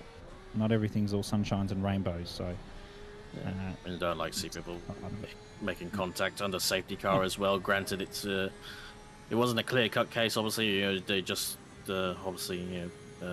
issues for Breno Ellis not hearing things, and that's the thing. Like we actually don't know when the safety car was called. It could have been called way earlier, like at the start of that last corner for the Mercedes, and he could have been just going for at speed. But Dylan McDowd is trying to get past Jack Miller right now as they both kind of lunge back, forth, as the latency in the netcode tries to make things really sketchy. But it looks like it's day done for Dylan McDowd as he finds that position and will put himself up into a P5 pending net 4. Yeah, that's right. 117, that is Julio Cruz got a stop, go 30 for speeding in the pit lane and stopped on the front straight. So I'm not sure what happened there, whether he had a bit of a hardware malfunction or something along those lines, not quite sure. 2 drivers left to pit, Will Bowden and Paul Cranich. Paul Cranich always loves a good alternative strategy. So looking forward to seeing where that puts him once he jumps into the pit. It'll be probably down towards, I'd say, near Piper or Goris maybe. If I had to take a stab, just ticked under 18 minutes left here. 25 degrees ambient, still 29 on track with no wind at all. So it's been an eventful race up to this point. Pit stop strategies have certainly been pretty on point with the sort of the people in the top 5, even the top 10. A lot of them sort of pit around, within a lap or 2 of each other. So here's Julio Cruz. Let's see what happened. And he sent that way too heavy into the pit lane. That's where that stop go 30 is going to be for. I always tell people to practice that because it is a crap pit entry. It's the bottom line. Yeah, and brakes don't work too well when you start turning. It's definitely fell close to that one. Wish we had the better pit entry that obviously Paul Ricard now uses. It comes off the second corner, I believe, but we can wish. Yes, wishful thinking. Here we go. Hayden Marsh and Brian Kong. Oh, God, we've seen this before. Let's see. Kong looking the outside. They must have, yeah. Let's have a look. So, Kong should hold back here and just wait for the slipstream. He's not taking any chances of hitting Marsh again. Let's have a look at the straight line. Marsh might get a toe up the Aston Martin in front of him, which is for position. It's Atanyaki. But no, that's way too bigger. He ain't getting Jack from that. Fastest lap for Logan Burton, so goodbye 3 points for Glory Babby. I think he'll be okay with that, but fastest lap is gone. So temps are starting to really tick down a bit now, but as Hayden Marsh retains the inside alongside Brian Kong, these two have found two blows, but lots of speed carried by Brian Kong around the exit, and he's actually kept it well within the lines as well. So Hayden Marsh kind of might have conceded that one a little bit, and it's a good overtake from Brian there. Yeah, that is. I think Marsh. I don't know if Marsh let him have that, or Marsh definitely overslowed. I don't know if that was on purpose or whether he just wasn't quite confident with his line. So that is a cracking little overtake there from Kong, and now he's got through into Atanyaki up ahead to get back into almost top 10 territory. He's got a little bit of a gap, of course, to Webb there, though. I will be top 10, actually, because Kranich hasn't pitted. So Kong's got the chance for a top 10 here. Not going to be a Pro-Am podium this evening for him. Jack Miller's going to be the one that's taking that out at this point in time. Fingers crossed, touch wood. Breno Ellis has had a race to forget for him down in P14. Atanyaki currently leading the AM class once obviously Kranich has pitted now, so he's leading that by quite some way, and it's been a cracking performance from him. He's just been so consistent. He was up in the top 8 at one point, which is a fantastic thing to see. Love seeing the AM class and Pro-Ams up in that area. I reckon seeing some of the drivers we're seeing here, lads, I suspect you're going to see a lot of them in silver next season. Yeah. Brian Kong, he had that 15-second penalty in the collision earlier on, but he is in the fight for Pro-Am with Wesley Yao, and he's not to very much lose that, as he is second in Pro-Am right now, 45 points, so it was always a big ask to finish ahead of Wesley Yao, but Wesley's done a good job. Hasn't fought anyone too hard, kind of just knows his place, knows his pace, and gonna retain P8 currently. Well, that said, he's got Daniel Webb on him for half a second, but if he knows better, if he's got one on in the championship, I wouldn't fight that one too hard either, given the speed Daniel Webb's had. Yeah, absolutely. So Ataniaki's got Kong up his rear end here. This is for a top 10 position. Of course, they're in two separate classes, so whether Ataniaki will fight this, I'm not sure. He might give it a red hot go, though. I wouldn't blame him, give him a bit of a chance. And Kong is going on the attack here. He's not holding back in that Ferrari. He is absolutely on the move here. He just needs to put in a little bit of patience and just wait maybe for Ataniaki to maybe just hit the brakes a little bit earlier than him or get a bad exit or something like that. But the consistency of Ataniaki has just been impeccable this race. I don't think I can fault Ataniaki, to be honest, given his consistency and pace. Like, he's near his, fastest lap consistently, 55.5, and he's just done another 55.5. So that is just awesome.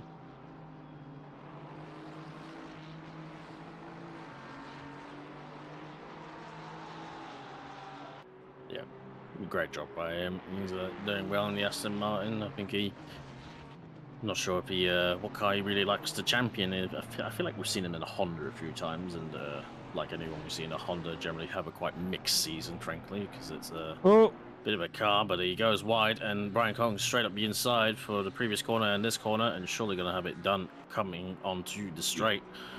And yeah. Oh, bit of a bounce there. That's bad for the top speed. Oh, absolutely.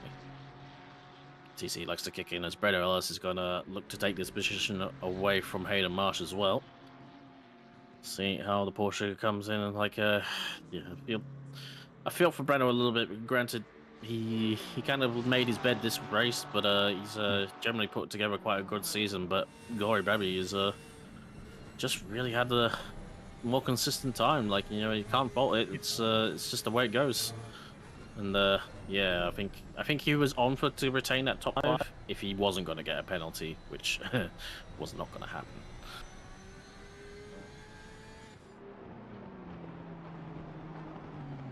But it would have been very curious to how the top of the field would have been with that Porsche in there too. I was a bit surprised to see Luke Johnson not really kind of stay with the pace of the top 2. And, to be honest, like, Glory Barry looked like he had a bit more of a pace, but as Breno Ellis looks to eye up the inside and hopefully get the car stopped, this he does, stays on the apex, leaves space for the other car as well. And Porsche should have a bit of a drive out of here, but not too much over the Ferrari. Going to edge ahead a little bit, but the Ferrari's not going away. Yeah, Hayden Marsh. Oh, and he went to defend. He's lucky that Marsh wasn't there. And Marsh just pulls in behind and pulls it together with 11 minutes to go here. 25 ambient. We've gone down another degree on track. So 10 past 6 in game.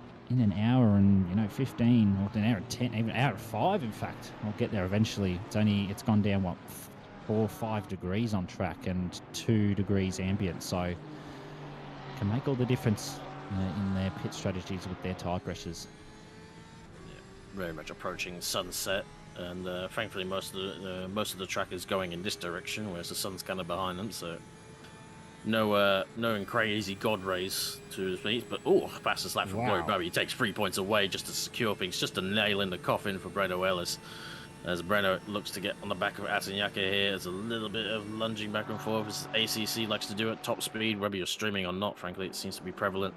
But it's going to have the inside line foreseen, it's got to get it done, turned in, and another position gained. Surprise, we honestly, surprise, I'm going to curse a few people, haven't seen any more drive-throughs for track limits, but I dare say there's a few limits out there.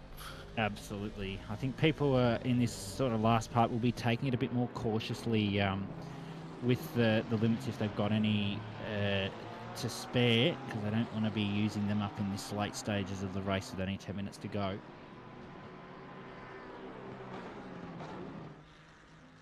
So Breno has obviously got Atayaki. He's got 1.5 seconds to Brian Kong, but then there's a bit of a gap, I think, from Kong to Wesley Yao. So he's gaining positions, as he needs to do, but I'm not sure if it's going to be enough. That said, it's actually still pretty condensed from everyone from P6 down. So maybe P6. No, I don't think P6 is on the cards. No, definitely not. Ignore me. I'll shut up.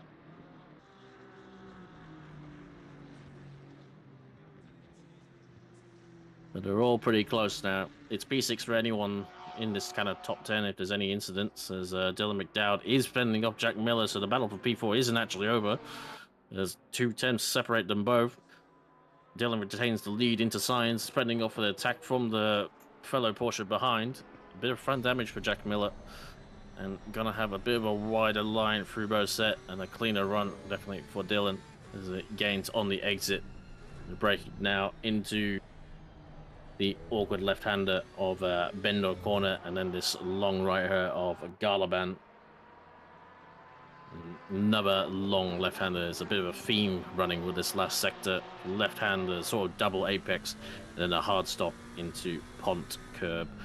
So he touched to Daniel Webb now on the back of Ben Winton, threatening to take away his P7 from the Pro-Am driver. Yeah, absolutely. Winton needs to hold on for dear life. Only 8 minutes to go here. And he's not going to like seeing that McLaren. He's... Whoa. I think Webb's going to have that now. Yeah, he'll have that. Thank you very much. Served it off on a platter. Yeah, that was signed, served, and delivered. And, Candy, baby, taken. And... still, whoa, and Winton got thrown off by where Webb was on the track in the braking zone. He's still got a Pro-Am podium here lined up, does Winton. Where's Yao's not too far behind, though. There he is, just in the background. So he's done well, Yao, actually, to be still up in this top 10. He's had a couple of good little battles, which have lost him time, so it's good to see him in the top 10. Still, Ellis is fighting on the back of Kong to come back into the top 10 as well, not too far down the road, and Miller's still fighting with McDowell as well. So there's battles going on all over the place after almost just about an hour and 10 almost here at Paul Ricard. Nice to see so many pushers actually seem to be gelling quite well around this track as well. Obviously, I think we all remember what Porsches used to be like with a straight line speed, but it's I think from what I understand from hearing from Lucas Keys that I think 4-wing or something like that for the Porsche, or something basically like that, 4 or 5 wing, yeah. Yeah, it can really hold its own now on the straights. Toe or no toe. But I heard it from Lucas Keys, so I could be wrong. What about pinky toe? Pinky toe, take your fancy. Marsh, got his head in his hands again after that one. Yeah, all I'm sitting there thinking is, get him! Oh dear. End of the season jokes. End of season jokes. Commentators going insane at the end of the season. I don't envy the commentators at the end of next season, a 10-round season. They're going to be in a mental ward by the end, I suspect. Who said that we're not already heading there? Well, yeah, look, that's a fair point. Well, if they're not in a mental ward at the end of next season, they must just be the Lord Christ himself. I mean, how cool are these jackets, though? You know, they stitch up at the back and everything. Yeah, they look really cool. Yeah. You know, and you know, every time I do my comm notes, I have to use a crayon and hold it in my teeth. Like, nice. Breno Ellis. That's if I don't eat it. Oh, that's a ballsy move, and he backs out of it. He snuck him up the inside. I would have just held back nicely. He should get a better run on Kong here, and does. He should. Whoa, there it is, down to the inside. That's where I expected him to be. Let's have a look down to this little chicaney section that no one enjoys. Yep, Kong lets him through. It's not his battle.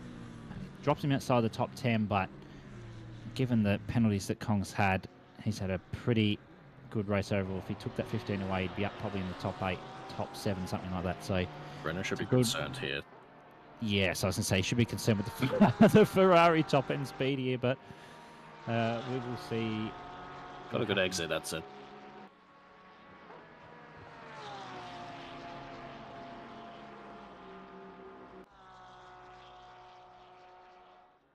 Oh, that little bump on the straight, that terrifies me every time I see someone hit it. You know what's evil? Me. Yeah, you. Us. Yeah. Us, yep. I was just about to say, oh, that's a loaded question. He's really kind of trying to make things difficult for anyone else, and he gets a crisscross under throughout the edge of the scenes, and it's going to dive up the inside of Bozette. And, I think it'll be an angry Brenner, to say the least. It's not exactly what he needed. Yeah, I was going to say what was evil is watching Ford Mustang drivers drive purposely on this edge of the track over the bumps so that the car behind engages its TC and slows down. That's not very nice. Mustang drivers, just the Yeah, worst. This is why I won't ever drive the Mustang. I can't say it's a trick that I've ever tried, but I've never taken the Mustang around here. I was going to say, I was waiting for your comment on the Mustang. I think Mustang or McLaren, you'll be in good stead here. Yeah, absolutely. So the sun is actually slightly setting, as you can see, just from this camera angle. Just ever so slightly. It's not going to affect them, of course, at this part of the race. But 3 minutes left here. And it's pretty big gaps up the top at the moment. 16-16 between Johnson and McDowell. But Miller is there with McDowell. Still 5 between Burton and Babby. Stopped a long way down the road. So he's battling with Webb here for P6. And here goes Webb on the advance. That McLaren should be pretty good down the straight in comparison to the Ferrari. Ferrari's not bad, but the McLaren just has the edge, and especially in the slipstream. So Stockton should, in theory, back out of this one, I'd say. Just tucks in behind nicely, which is exactly what he should be doing. So Ellis now. Here comes Kong again. That Porsche is screaming in the straight line speed. I think this is pride at this point. Yeah.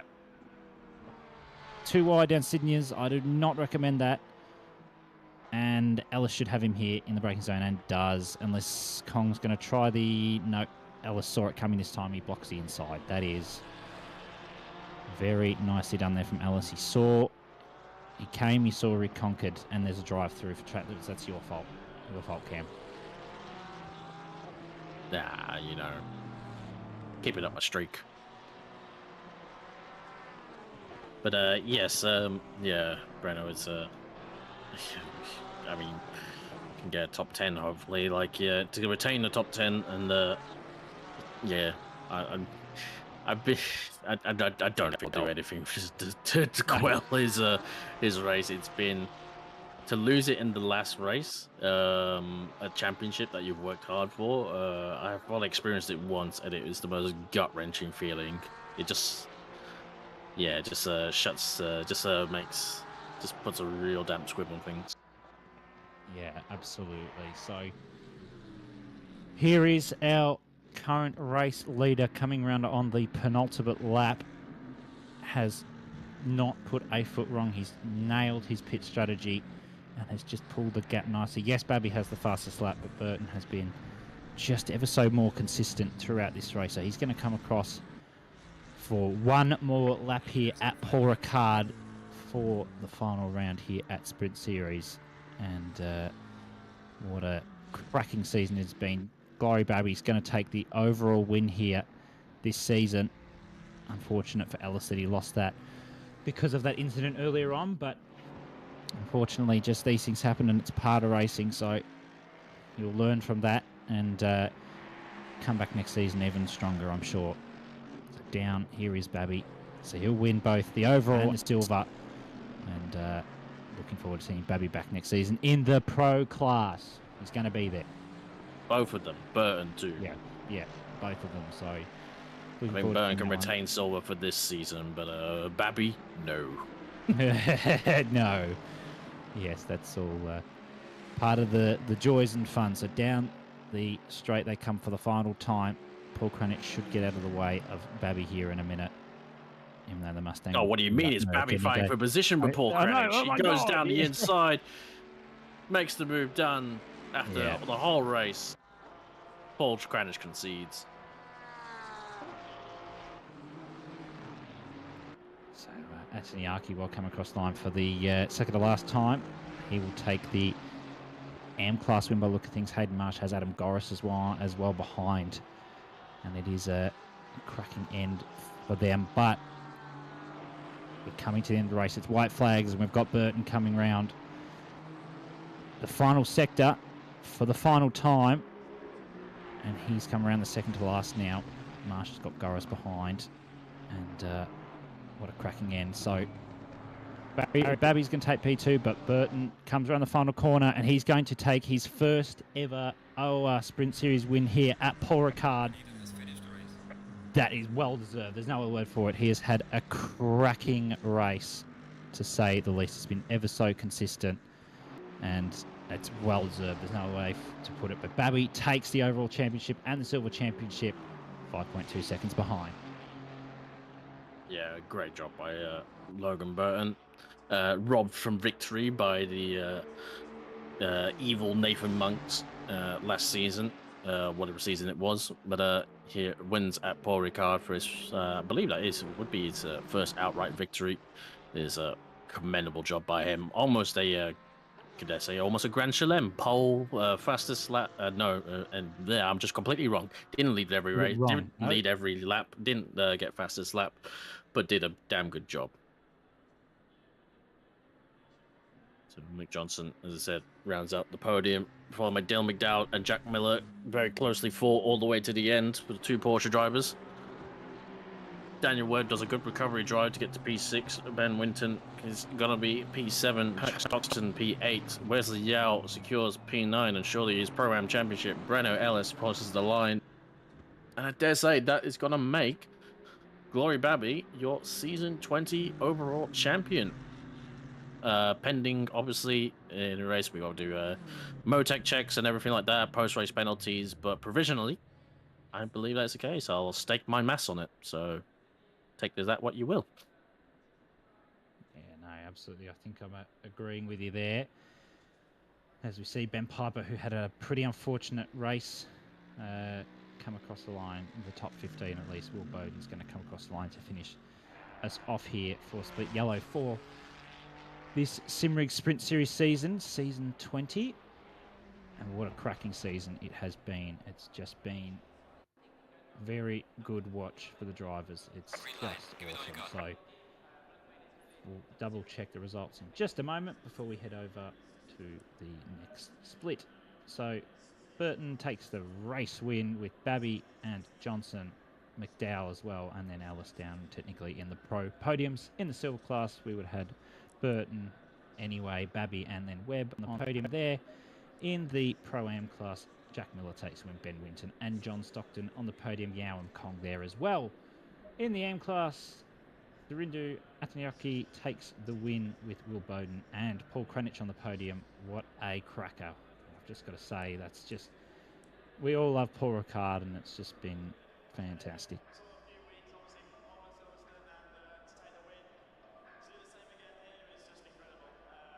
I got to ask the question, guys. Who's your driver of the day? Oh, NVIDIA drivers. NVIDIA drivers, yeah. Actually, no, they're the worst. I'm going to say it, Burton. Almost Ataniaki. I was almost there, but Burton's performance was impeccable. Yeah, now you've said Burton. I'm struggling to. I was going to say honorable mention. I was going to say Wesley Yao. But yeah, Logan Burton did a great job to defend from Glory Babby at the start. Got pole position, lost the fastest lap, granted, but did everything he needed to bring the win home.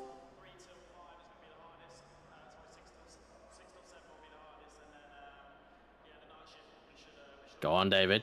You can't ask and not give. I was just looking. I want to say Burton as well, but I've got to put in that honourable mention for Antoniaki for, I'm pretty sure that's the AM title he just took out as well. Yeah, it is, which is bloody fantastic. Given we had a 75-minute race, we're going to have to get a bit of a move on, lads. So, Cam, you're sticking around for Split Green. You're taking on with good old Liam Hamilton. Marsha, you and I are dropping out now, so I'd just like to thank everyone for sticking around for this season. It's been an absolute cracker and look forward to seeing you all next season. I'll be on the track, though, not in the box next season. Thank you very much, David. Thank you very much, Mitch. And thank you, everyone who tuned in for Split Yellow. Stay around for Split Green. And we'll sure to do it all around again. And welcome back, Mr. Liam Hamilton.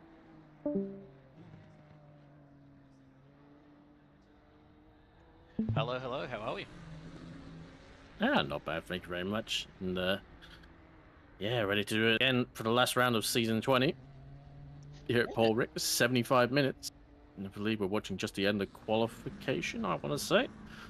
As we, yeah, a little bit tight for time here in, I know, end of practice. So, no, forgot we moved things back a little bit for our longer races. Yeah, Paul Ricard is interesting circuit. I think many people, hate's maybe a strong word, but I think there's quite a few people that maybe dislike this circuit. I would say maybe I fall into that basket a little bit, but it's a good one to race, but to hot lap it does my head in.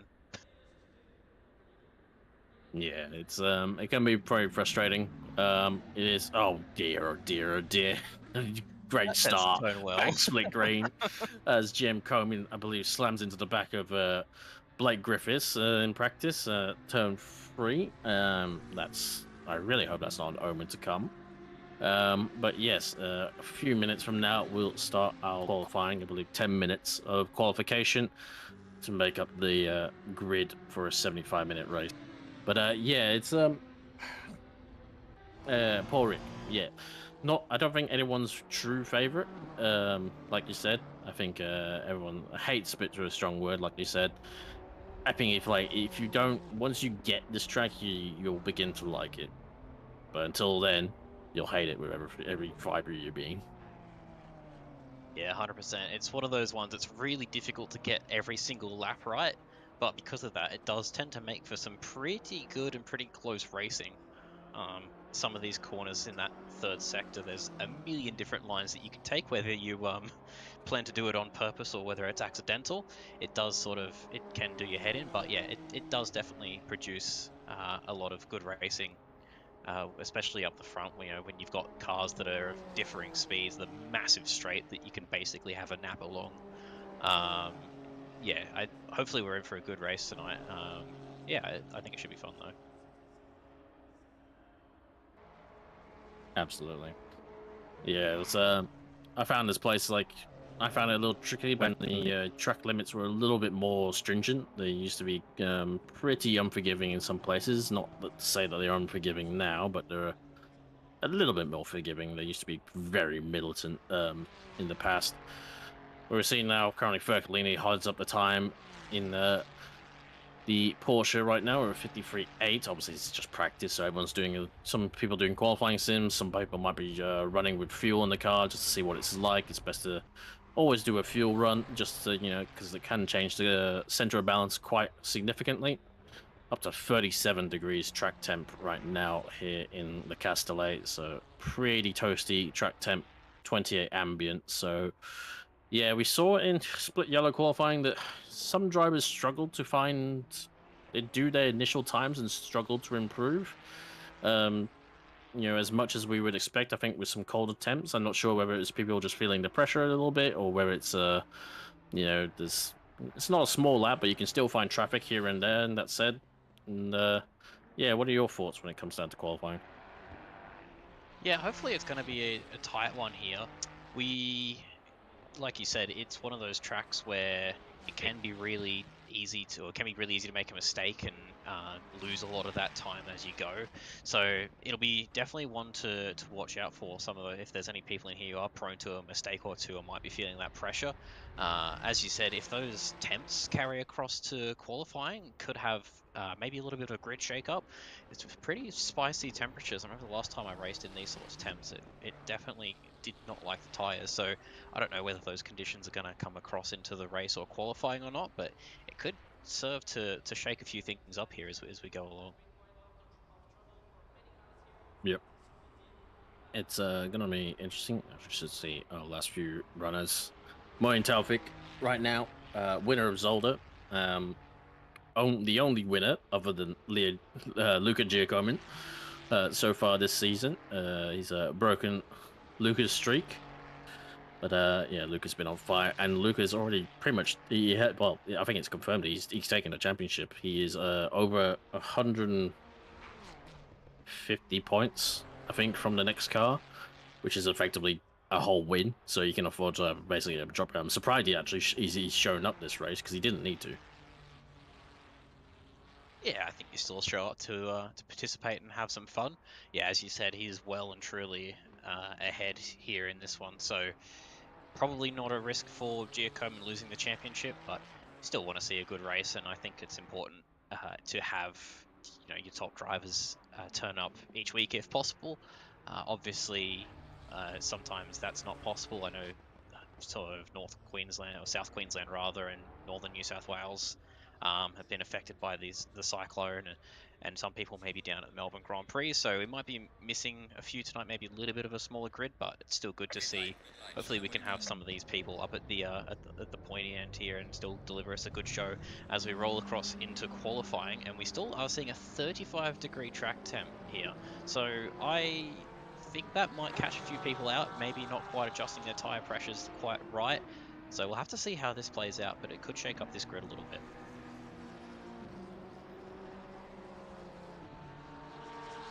Yeah, absolutely.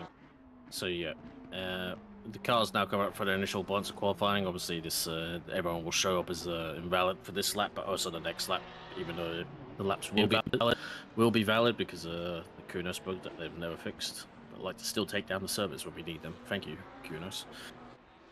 Come back up now. Yeah. Yeah, thankfully we have ACC connector to help things out. I think it was a little bit of a scare for people in yellow.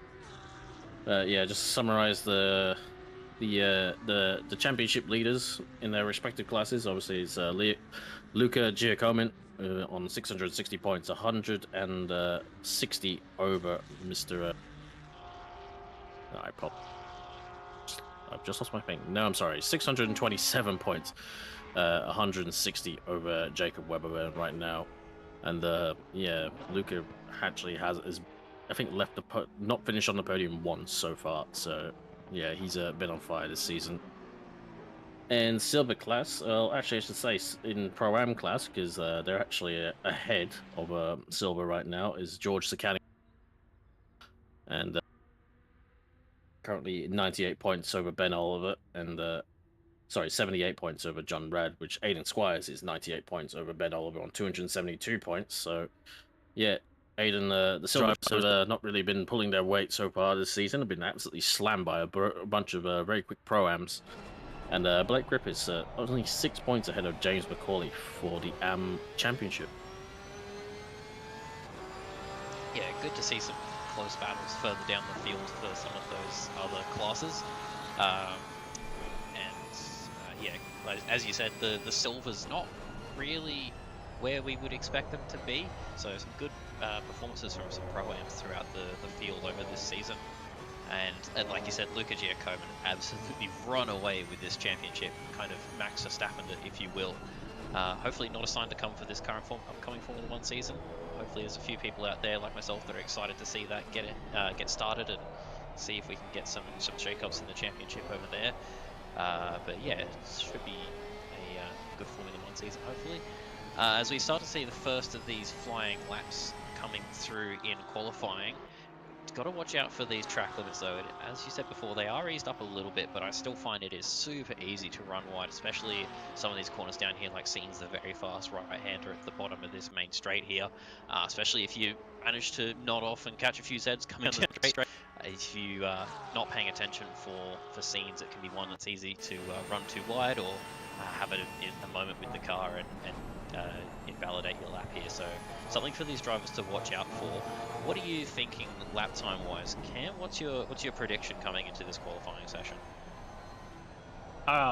Based on what we saw from Split Yellow and also from some of the practicers I've seen, and also Fruit Bowl as well, we're looking at low to mid 53s for sure. I think 52s will be out of reach. I think while there's some drivers that can do it, I think it was a little bit out of reach when in cooler temps based on those other servers I mentioned. So this server being this session being quite a bit hotter than those will definitely prevent 52s from being a thing. But 53s, 53 mids at the very minimum. Yeah, I'm gonna go for my prediction probably around, I'm gonna say a 53.7. I think the warmer temperatures are definitely going to come into play here. I think we won't quite get into those low 53s like you said. We might see. I think we're going to probably be more mid to high 53s, just with that temperature being right up there. And I'm going to back my boy Taufik. Hopefully he can pull one through here, and we can have a close battle here for qualifying, with hopefully no more than a few tenths between the top few cars here. I've seen him pull a 53-1 out the bag, granted in the fruit bowl server, just kind of out of nowhere. So he's looking good, and yeah, the Ferrari is also looking particularly strong around here as well. Good down the straight, good through the corners, and probably at weakest places, I imagine, is acceleration zones. Yeah, definitely a strong pick for Paul Ricard. I think another one that might stand out here is something like the Mustang with the straight line speed. It's gonna be one of those tracks, if you get, it is kind of easy to pass, so getting stuck in traffic here isn't really too much of an issue, especially with some of the slipstream that you can get down this back straight. So especially if you're stuck behind, or you're up behind a car that's a bit slower in a straight line, it can be, or a driver that's a bit faster through the corners, and you end up getting past. It can be quite frustrating to come down this long straight and just have these cars absolutely scream past you, and there's absolutely nothing you can do about it. You can try and defend, but the straight's so long that you just end up getting past anyway, and just have to let them into the last corner. So should see something interesting with a couple of those cars that are quicker in the straight line, such as the Mustang, and I think the McLaren's pretty good here, if I remember rightly as well, Cam. Yeah, the McLaren is a strong contender here if the driver is up to the challenge. We saw from Split Yellow with a bunch of very quick times being produced from the McLarens, obviously taking first and third on the grid after the race, I should say. It was Barker takes P1. Was temporarily Fercolini, who was the first to dip into the 53s, followed by Giacomin, and then Barker. Giacomin is boxed. I think he's going to take another set of tyres. I think they're chewing through him quite quickly with these hot attempts. Taufik goes up to a 153.9, 9.5, and doing a very good time so far. So yeah, I might have a bit of short-term memory and forgot that we didn't really get to the low 53s in the previous split either, as these hot temps are quite are proving to be quite difficult as around this long track. And yeah, I think we're looking at those mid 53s to high 53s. It's only 10 minutes here, so at most you pretty much only got 5 time laps to really make it count here. Yeah, these shorter sessions make it a little bit harder to get your eye in as well, with only a couple of laps. And as you said, these warmer temperatures, like some of these last couple of corners are really long here, so it's definitely one that's going to be hard on those tires. So probably one where you want to open up those brake ducts a little bit on that setup, try and get a little bit more air across into the tires, and try and cool the temperature of the surface temperature down. So we might see that come into effect in the race if someone's done their pressures incorrectly. We might see, although it is going to be a 2-stop race, so there will be a chance to rectify that. But yeah, like you said, the last couple of corners here are going to be tire killers. So not much of a chance for these drivers to get their eye in, especially if they do make a mistake with some of the car setup. And yeah, it's going to be a tricky qualifying session. Again, with the track limit, sometimes you have to gamble how hard you push, whether it's worth, like if you're up a lot, whether it's worth pushing the limits of the track and risking an invalidation, which is definitely not going to be ideal. As we see Taufik here up 3, make that 4. Tan's going to lose a little bit out of that tricky last corner. Well, this should be enough to put him up to the top if he carries the speed, and he goes up with a 53.6, just over a 10th back to Barker. So still pretty close at the top here, as Vintner seems to have found about half a second. That should put him up somewhere near the pointy end, probably going to be P2 or P3. Seeing a few drivers struggle out of the last corner, so I'm wondering if these hotter temperatures are just sort of struggling for rear traction, puts them up to P7.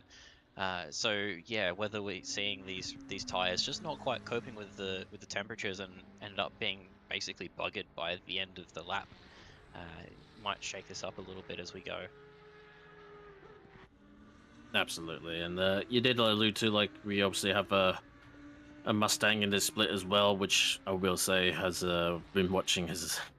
Been in practicing with the same group of people, and Yeah, let's say I've been watching a few drivers in the Mustang produce some very quick times, and Aiden Squires has been one of them. Definitely been a few more as well. But they're mostly for tomorrow's split. But Aiden was producing some good times in the football and practice server, and should be on good stead. The Mustang did look.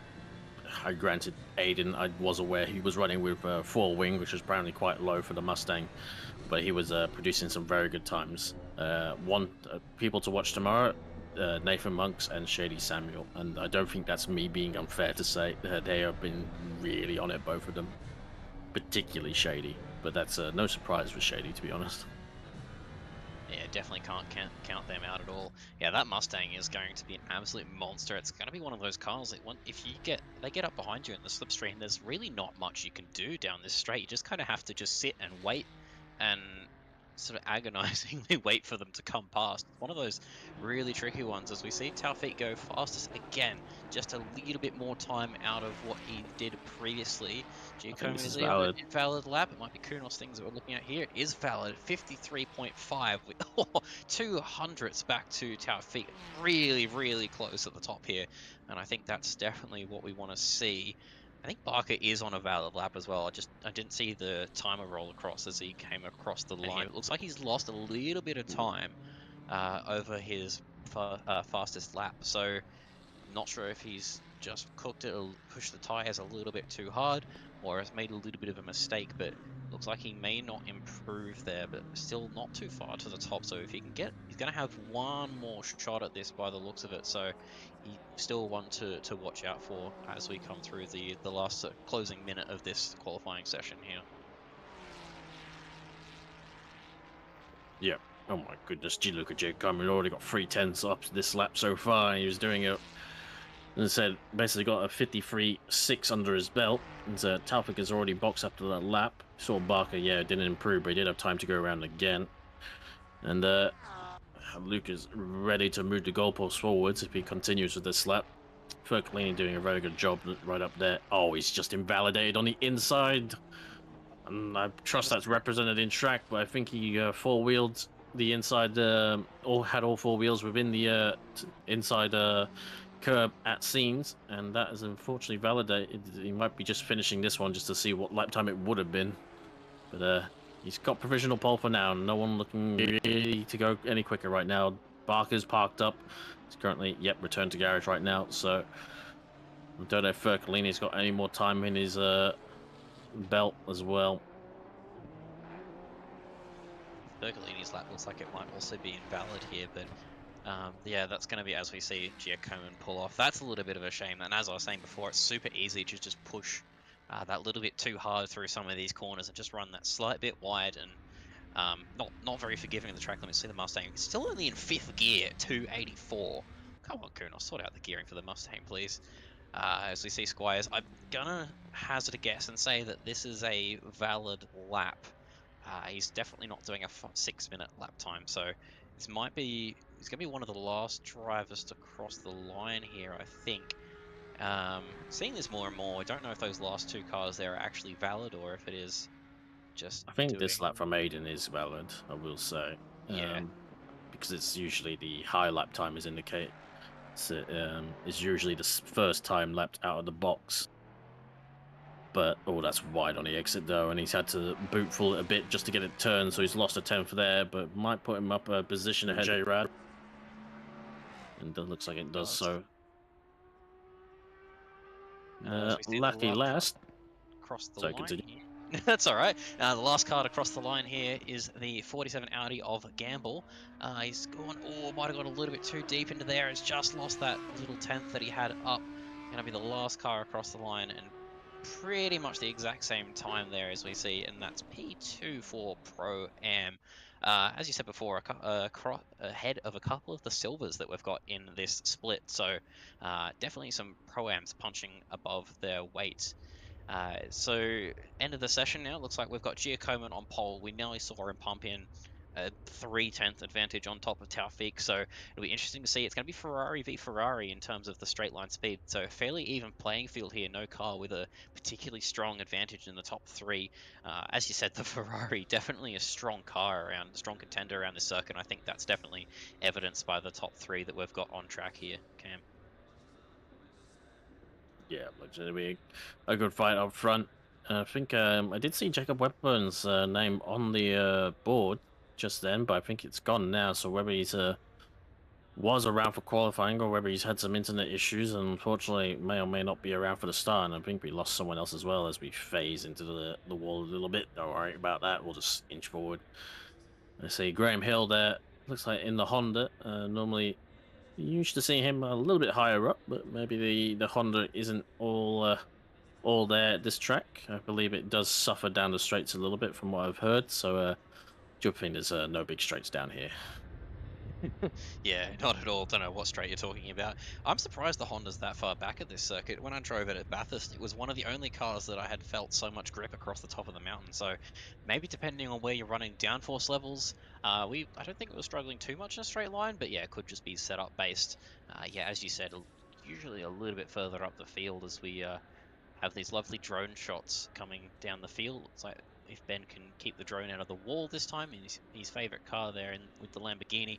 Not a surprise to see the Lamborghini down the bottom, as I think it's pretty infamous that this car is down on straight line speed the best of times.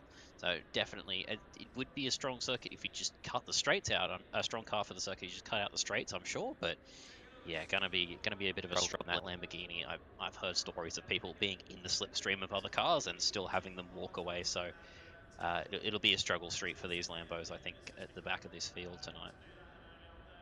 Yeah, I got a couple of them. I believe Oliver and Griffiths as well, as we see. Yeah, some cars. I think there's a few cars you can throw into that group as well. Like I think that's unfortunately where the Honda piles in. The Audi as well, as I've heard from some people that said it's also kind of struggling a little bit, only getting around 279, 280 on its own. Gets a bit in a draft, but not too much. I think, yeah, some cars have just got that little bit of drag on them, regardless of the wing. But yeah, some cars are a bit more svelte, and I think most of them tend to be towards the front. So it's a little bit unfortunate. It's a bit of a hard track to bop.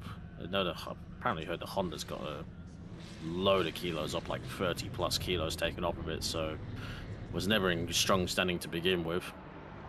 But we'll see what Graham can produce this season. Nice to see an Audi here as well. Proving an ever more unpopular car, but there are still some faithfuls in it. But a few McLarens here and there. We saw McLaren look very strong in split yellow. Let's see if that can be repeated. Obviously, J Rad there in P6 in the Pro-Am Championship. Currently got to make 70 points over George Sicanius, who is actually not here, I believe. So that could be significant for the Pro-Am Championship. I saw George Sicanius in yeah, he's in chat. He says he's gonna miss this round. Oh, yeah, that's gonna be unfortunate. He's just gonna be sitting there with his fingers crossed, hoping J Rad doesn't score 70, 80 points over him.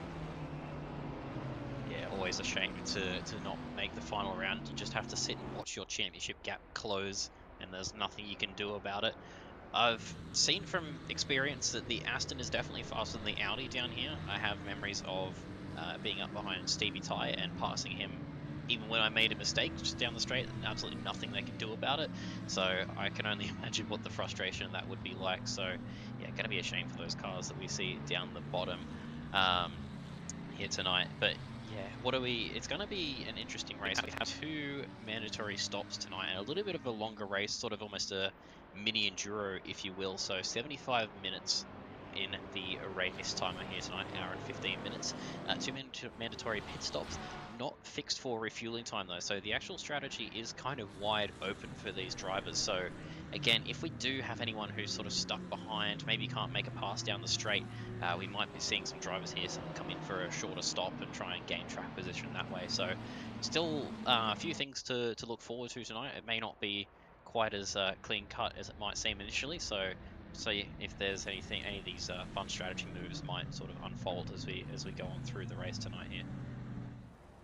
Yeah, I'm not sure if you covered it there, but yeah, 2 mandatory tire stops. So it's with the temps as well. 32 amp track with 26 ambient. It did cool off quite a bit as it is quite late in the day here at 5 p.m. for Paul Ricard. So we did see a few people struggle with tires, and everyone's kind of just still pushing lap to lap to lap. So it's, I dare say, you know, you're gonna have to stay on this sort of contra strategy. Gonna have to stay on the 25, 25, 25, which we saw most drivers did from split yellow. As they line up on the grid now, is going to be Ricard Giacomin from Moyen Taufik, ahead of Barker and Fercolini for round 2. And it's going to be inside line for Giacomin and looking to hopefully retain the stars. Green flag for both of them. There's a good start from Moyen Taufik. Pulls alongside, along with the Ferrari of Giacomin. And going to be still on the outside as Barker dives up the inside, tries to get out, but the Fercolini has been hit there from, I believe, Aiden Squires. The Porsche is around half spun.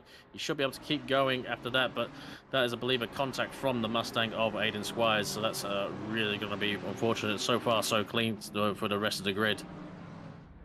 Yeah, really good by everyone else to avoid the Porsche there. I've seen time and time again someone get spun at turn 1, turn 2, and then get collected by half the field as they come through. So good avoidance for everyone there. A bit of a shame for Damiano, but we do see quite often, unfortunately, this turn 1, turn 2 complex usually does cause a little bit of carnage on the opening lap, especially the width of the track. Some people try and go 3 wide or sometimes more, which is always terrifying. So yeah, good avoidance by everyone, but a bit of a shame for Damiano to be on the back foot at the start of the race. But as we said, long race ahead and plenty of room, plenty of space to overtake down this straight. See the 3 Ferraris getting really close. Taufik right up the back of Giacomin here, not letting him run away at all. We see everyone, if they're going to all keep within the line. Vintner a little bit out there. So the Lambos and some of the back of the grid comes through here. Oh, that McLaren just keeping it inside the lines there. A bit of a funny track limit on scenes there. I'm pretty sure you can run as wide as you want as long as you get the car back on track inside those yellow cones. So a little bit different to how most track limits are treated there. So if you do find yourself running wide, you can just come off the throttle and bleed off a bit of speed and try and get the car back inside the circuit before those yellow bollards come through. So still pretty close up the front as we have at the end of the first lap Giacomin followed by Taufik, then Barker, and then Rad up in the McLaren in Pro-Am class there. So pretty strong showing by Rad. So as you said before, those McLarens look like they are going to be pretty strong here tonight. So, but definitely the Ferrari showing the upper hand at the start. As we see, I guess it's going to be a replay of into the last corner. Is that on the formation lap, or is that no? That's the It's just happened, yeah, on the first lap. There, so again, one of those easy corners. It's really easy to look to have a move and look like you're gonna you have the space, but one of those it's so tight that the gap is going to very quickly close if you're not far enough up ahead alongside that next car there. Yep, I believe that was Jones into Bishop, the 88 into the 89, and unfortunately dropped Bishop to second last, and we'll have Fercolini just behind him. Looks like Fercolini has managed to catch up to the back of the pack.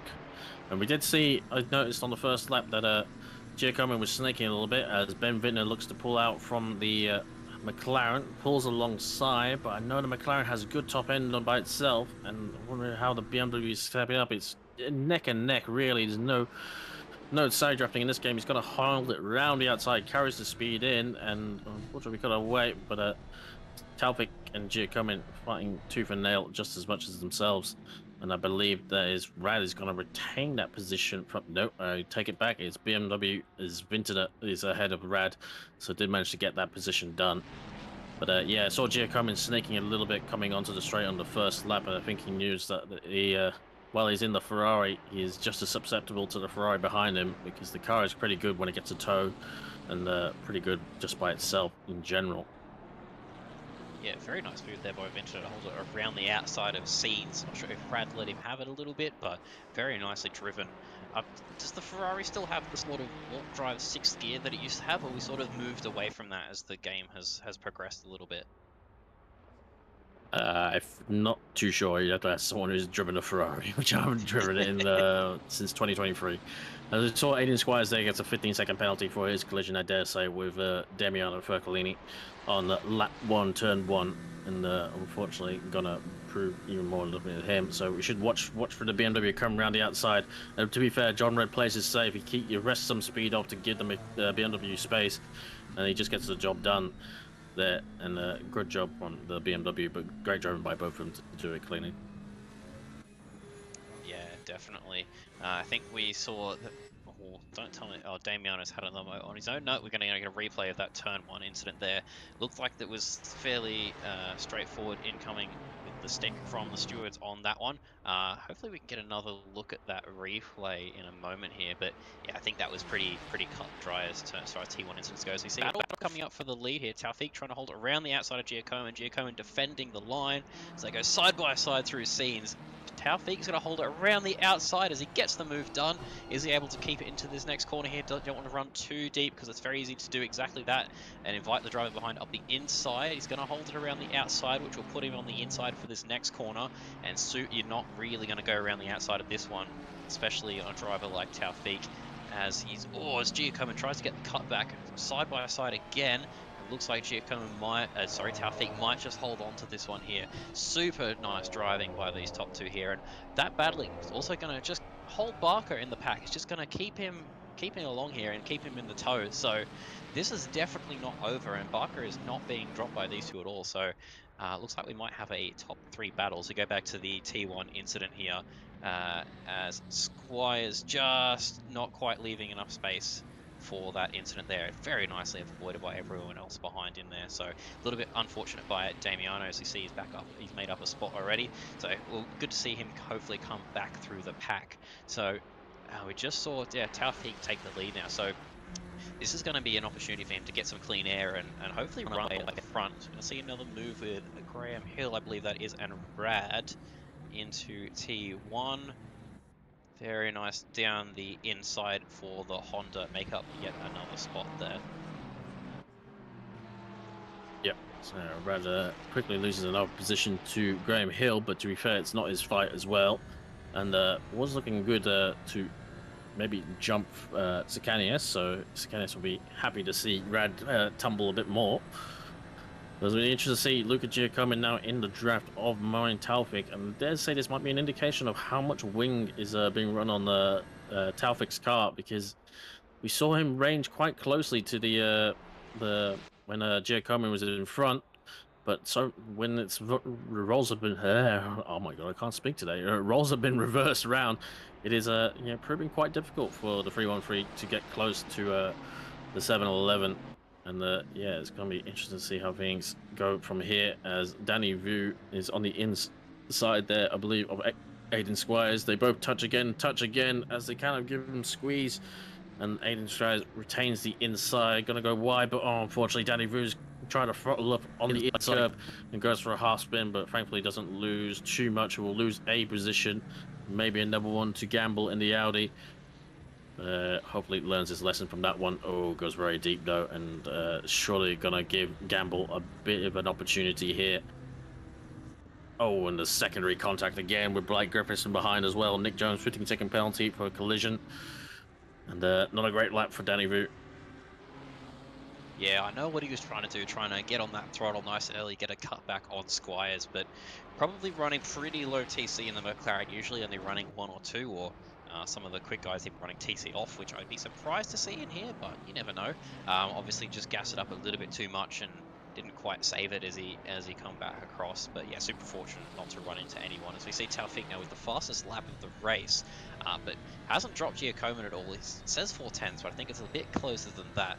And we see he's going to be still within the slipstream, but might be running a bit more wing on that Ferrari, as you suggested there earlier, Cam. So this will be a super interesting battle to see whether Taufik has enough pace to pull away from Giacomo and try and break that slipstream, or whether he's just going to keep pulling Giacomo with him for the remainder of the race. As you see, down to 2/10. So yeah, Giacomo not quite having the same amount of straight line speed as Taufik down the back straight. So, as you suggested, probably running a little bit more wing on the white Ferrari there compared to the Ferrari of Taufik. They have, however, both dropped Barker a little bit here, so it won't take much of them fighting if they do start battling side by side again to invite Barker back up, but looks like these two have the overall pace over the rest of the field as it stands currently. Yeah, and Moin Taufik was with the fastest lap that last lap as well, doing a 53.8, which was, I have to say, very impressive given the current track temps and the fuel on board right now. And obviously, it's still kind of the best time to do the fastest laps as the tire grip is at its premium. And Luca Giacomin staying very close, and yeah, it looks like the Moyen's car is just a bit stronger, was definitely in the lead. But, oh, much better run through the turn 1 for Giacomin, and stays close for turn 2. He needs to stay as close as he can, because he has, he's been close, but he's kind of just been there in the slipstream, and it's like obviously the closer you get, the more powerful it becomes down the straight, and he's got to do everything he can. But Moyen has been, I've seen him in the practice survey, I've seen him in Fruit Bowl a lot as well, just doing a lot of practice, and he's generally quite it's not someone who you can get under the skin of, the kind of very calm, very unflappable is Moyen. Yeah, definitely an experienced, cool, calm, and collected driver. Had many a fun battle with Taufik myself, and yeah, it looks like his Ferrari just has the speed over Giacomin. It looks like he's a bit further back coming down the straight this lap compared to last, so might be seeing him get dropped by Taufik. Oh, he catches him, but he's not quite close enough by the end of it to make a move, so it's a little bit frustrating here. Oh, he's going to run very wide. I don't know if that might have been a track cut if he's not careful with that. So he's definitely still pushing super hard to try and keep up with Taufik here. So it's not over yet, but oh, it gets a little bit of a wobble on the entry. That is... Oh, no, that's going to be a track warning, I think, on that one. Yeah, bit of a wobble on entry, just upset the car in the dirty air of the Ferrari in front of him.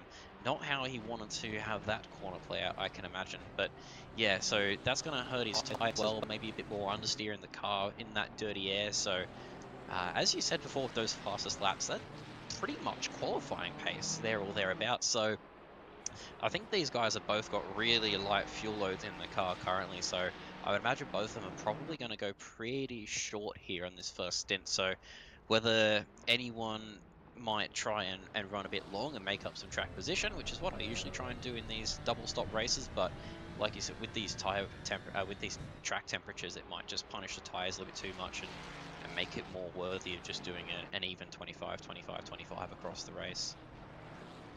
Yeah, it's funny watching that on board as well from Luca Giacomin, that he likes to, I think he likes to induce a bit of a slide through scenes to get the car rotated, but you can see he was kind of pumping the gas almost, and he was kind of getting off of it on, off, because he wasn't sure if the front was going to bite enough that it would allow him to get on the throttle for the rest of the corner. And obviously he saw that he had to get out of it because he was a little bit further left-hand side than he wanted to be of the bollard, and I dare say he would have gotten a limit for it as well. And yeah, he just like Taufik was gaining in the draft over Giacomin. As I see, yeah, the rear like slides. Well, it might be just a setup as a little bit as well on the Giacomin's car. It is nice to have a car that kind of does have that a little bit of a slide to, to turn in. You don't want a completely understeery car here, especially through the corner we just went through, both set. It's really nice to have a very positive front. Whether that compromises the rear a little bit, how much you can deal with that, it's kind of personal preference, but it can find you time. It can find you time, but it can also very easily lose you time if you do overdo it a little bit. So yeah, you do want a little bit of rotation in the car through a lot of these corners, but you've got to be careful that you don't end up overdoing it, especially if you're stuck in some dirty air with a little bit less grip. It can be very easy to overdo it and just have a car that's a little bit too loose and isn't going to hang on to what you want to do it. So Taufik here not quite dropping Giacomin. So he seems like, I think Taufik's got the overall pace, but I think Taufik here, just all he needs to do is just keep the car there, keep the nose in, and basically have Taufik pull him along. which seems to be what he's trying to do and what he is doing very nicely at the moment. I did see earlier, it looks like Graham Hill is the first one of our drivers to take a pit stop here tonight, fairly early from what it seems. Yeah, he's now down the bottom, so one early pit stop for Graham Hill. Maybe he was stuck in traffic, he's trying to get out of that traffic, or he's just done a really short stint with really low fuel, trying to maximize the pace of the car early on here. Yeah, I think we saw in qualifying as well. Like the speed that Lucas got over one lap is it's kind of telling, and he's kind of demonstrating it here and everywhere but the straights. And I think that's also partially in the setup as well. But Moyen's kind of got the better car for the race, it seems. Granted, not. I wouldn't say he's slow for the corners, but you do see like Luca does tend to range up a little bit more. I think that's also a little bit of Luca's style. He's being quite a lot more aggressive, I dare say. And he's right. Oh, we're seeing a big slide, and while I might be right and wrong about many of these things, I dare say he's not looking after the tires as much as Taufik is. I think he's we've seen quite a few slides here and there, and granted, it's 25. It's going to be two mandatory tire stops, so you can afford to burn through them. But you can burn through them enough that they're not going to give you they're not going to make you faster, to say the least. Not to state the obvious too much there. Granted, it's going to be short stints, short stops between stops, and it's you don't want to go through those tires too quickly. Yeah, definitely. The shorter stints in these races kind of does make it almost like you're doing essentially 3 quali sessions. So usually these cars are going to be pretty light on fuel unless someone is planning to go super deep into the race. But yeah, generally going to be pretty light on fuel. But as you said, I was just watching the attitude of Giacomo's car through a couple of these fast corners, and it looks like it's a little bit hairy to drive. So I'm not sure if he's trying to make that car turn extra hard while he's stuck up behind the rear wing of Taufik, but definitely not looking after these tires particularly too much at the moment. And I can almost guarantee the only thing he's going to be focused on is the Ferrari badge of Taufik in front of him and trying to keep on top of that. As we see, the gap is down now about half a second, so it's probably the furthest away Giacomo's actually been here tonight. Now, as you just see that car, a little bit of counter steering as he turns it in. Can be fast, but also really easy to overdo. So just got to be careful he doesn't have too big of a moment here. This car looks like it is set up super spicy, which can be fast, but can also be easy to overdo. But someone of Giacomo's caliber, I think, should be able to handle it no problem. I know a lot of drivers tend to, of all the setups that we have, like paid setups that are out there, pre-made setups. A lot of people tend to run the qualifying setup pretty much for the whole race, because we generally don't have races that are too long, to say the least. This is as long as we really go. I think we used to have 90-minute races, but we haven't really done one for a while. 75s, I think, as long as we go so far, and it'll be interesting to see how things go, because Lucas' car, I think, as I said, not to rag on the point a bit too much, but it looks better suited for one lap. He will be, ACC does simulate dirty air. I find it really doesn't produce anything of much other than understeer on most cars, but granted, I don't really drive these cars like we see on track, these mid-engine cars, too much. But I don't think the dirty air will be affecting Luca as much as it could do. Just kind of stays there right now. He doesn't. He's just about in threat range of losing out from this toe, and I wonder if it's just like there's kind of that initial bite that the tires have. 5 laps. Where we're actually probably more than 5 laps. We're probably about 9 laps in. Yeah, the initial bite is definitely well and truly gone by now. Yeah, it looks like he is hanging on to this car through scenes. I'm just seeing a lot of wheel work every single time he turns into the corner, and You see Damiano making his way back up, trying to pass a Lambo. Shouldn't be too difficult. Sorry, Ben, not trying to offend you too much on your precious car, but it's just the truth. As I see the Lambo holding it, actually, yeah, holding it up in front of Damiano. So nice work there by Griffiths in lead for the AMP class. We'll see about that. Oh, as we're getting really close up the front here, as I don't know if Taufik's just made a mistake coming into the last sector, but yeah, it's allowed Giacomo close right up to the back of Taufik. We're going to see him move into turn 1, not quite. As we get to a replay, we're going to see a mistake from Taufik as he's just left the door open into the last corner to come up. So not sure if there was something that happened previously to that allowed Giacomo to catch Taufik. I think from what we saw before, he was sort of half a second back there or thereabouts, so something must have happened up the front there that we just missed, as Damiano is going to have another go at Blake here. Surely getting the moves on them here, as leaving plenty of room. He's got to hold it around the outside of turn 2. We're still going to go side by side here. It's going to give Blake the inside for turn 3, and they've backed out of it, I think, wisely. Not really Blake's race here tonight, and I think she's better off just letting Damiano go and try and catch back up to the Audi here. Yeah, definitely not Blake's, but yeah, interesting to see. Dare say Taufik didn't even look that slow through the second last corner. I wonder if it was... we have seen Giacomo look stronger in the last sector, and I wonder if he just gained a tenth here and there and got a little bit closer, and just a little bit of an opportunity to send down the inside of the last corner. It can be done, and I think Taufik saw him coming, and left him space and came out still on in P1 on the exit. As it's you kind of you really need to be very close to actually get the move done into turn 1, because you really have to kind of force the other person off track, because it's very easy because of how acute you have to take the inside line. You can get the TC just doesn't let you get the power down, as we see Andy Bishop and Callum Lloyd go side by side through scenes, and it's going to be one up for the Lamborghinis. He retains the position. Gains the position ahead of the Audi, and on his sort of a soft recovery drive from his earlier skirmish on lap 1. But that's four-wheel slide there a bit from Callum Lloyd, and we're seeing a few drivers starting to struggle out there by now as we approach the getting close to the first series of stops.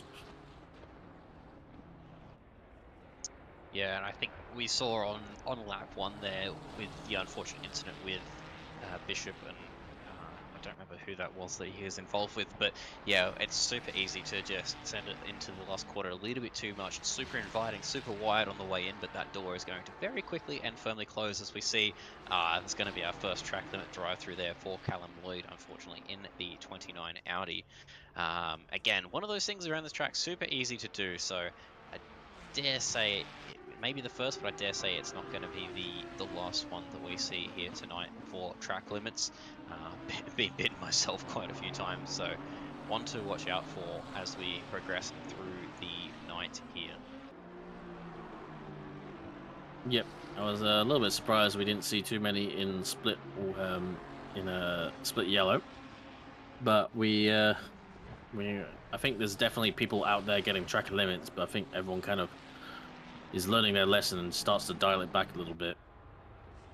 Come there, definitely towards the end of the races. We'll see if there's any more. Callum Lloyd obviously getting a drive through, and yeah, it's can be pretty tricky around here. But Moyen did kind of extend the gap to about back to the half a second, but it's really not very far when you watch them on track right now. It's only about 2 car lengths at the most, realistically. Obviously extends a little bit down the straights, but Luca's still looking stronger through the corners, and it'll be interesting. This will just make the pit stops even more crucial for these two. Yeah, if Giacomo has made the right play here, but given that they started on pole, I don't think this will be the case, but what would really benefit Giacomin here is if he's got a bit more fuel on board his car and is able to just go a bit longer than Taufik. I would say that Giacomin has the pace overall, but his car setup is just not set up to overtake, and I think he was probably planning to lead this race from the front, so gone with a little bit more of a safer strategy, maybe a bit more wing, try and carry a bit more corner speed. So he probably wasn't planning on having to actually do some passing here and try and pass the leader again. So I think the start of this race hasn't quite worked out for him, and Taufik's just kind of pulled a blinder on him, and if he can he's not really pulling away, but he's also not in danger of being overtaken necessarily, unless you see a repeat of what might have happened a couple of laps ago. So not one that you're going to startle at all there with Taufik. He's definitely an experienced driver and quite calm behind the wheel.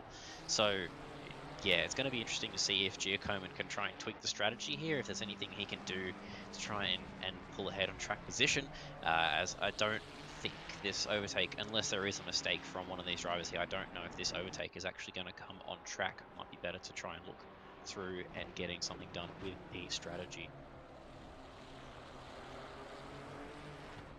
Yeah, absolutely. And yeah, I think it makes it tough though for Luca, as we see Moyen is the first to blink and boxes straight away. So don't worry, he knows there's a pit stop this round, as famously he did unfortunately a few rounds ago, and it's going to leave free air for Luca.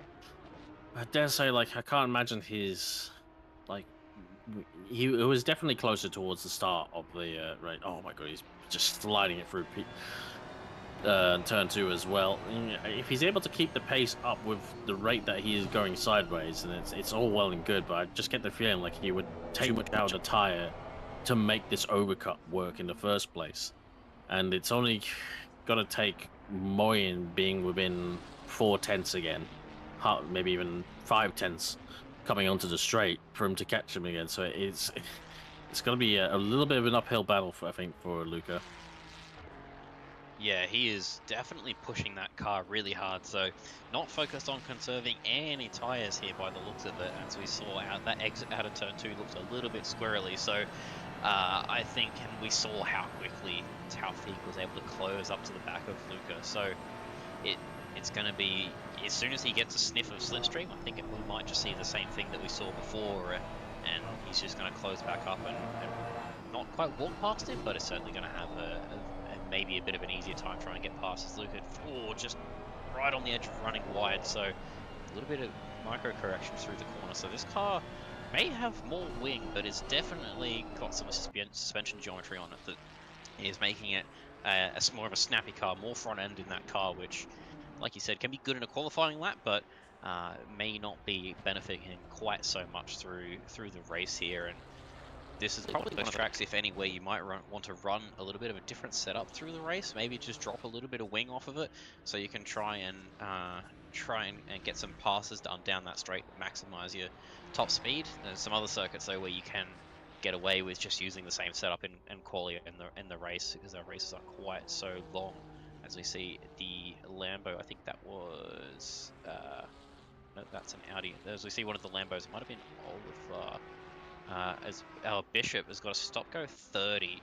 I dare say that's going to be speeding through the pit lane. A bit of a nasty pit entry here, with a very tight right-left on the chicane on entry. So I'd say that they have just overcooked that one on entry, and unfortunately have been given the big stick by the game itself. Yep, and it is variable what penalty you get depending on how much you speed by. You can get. I've been given a drive-through for speeding, so you have to be quite a bit over the limit to get an SG30. So at least, as we saw, Rad has boxed as well.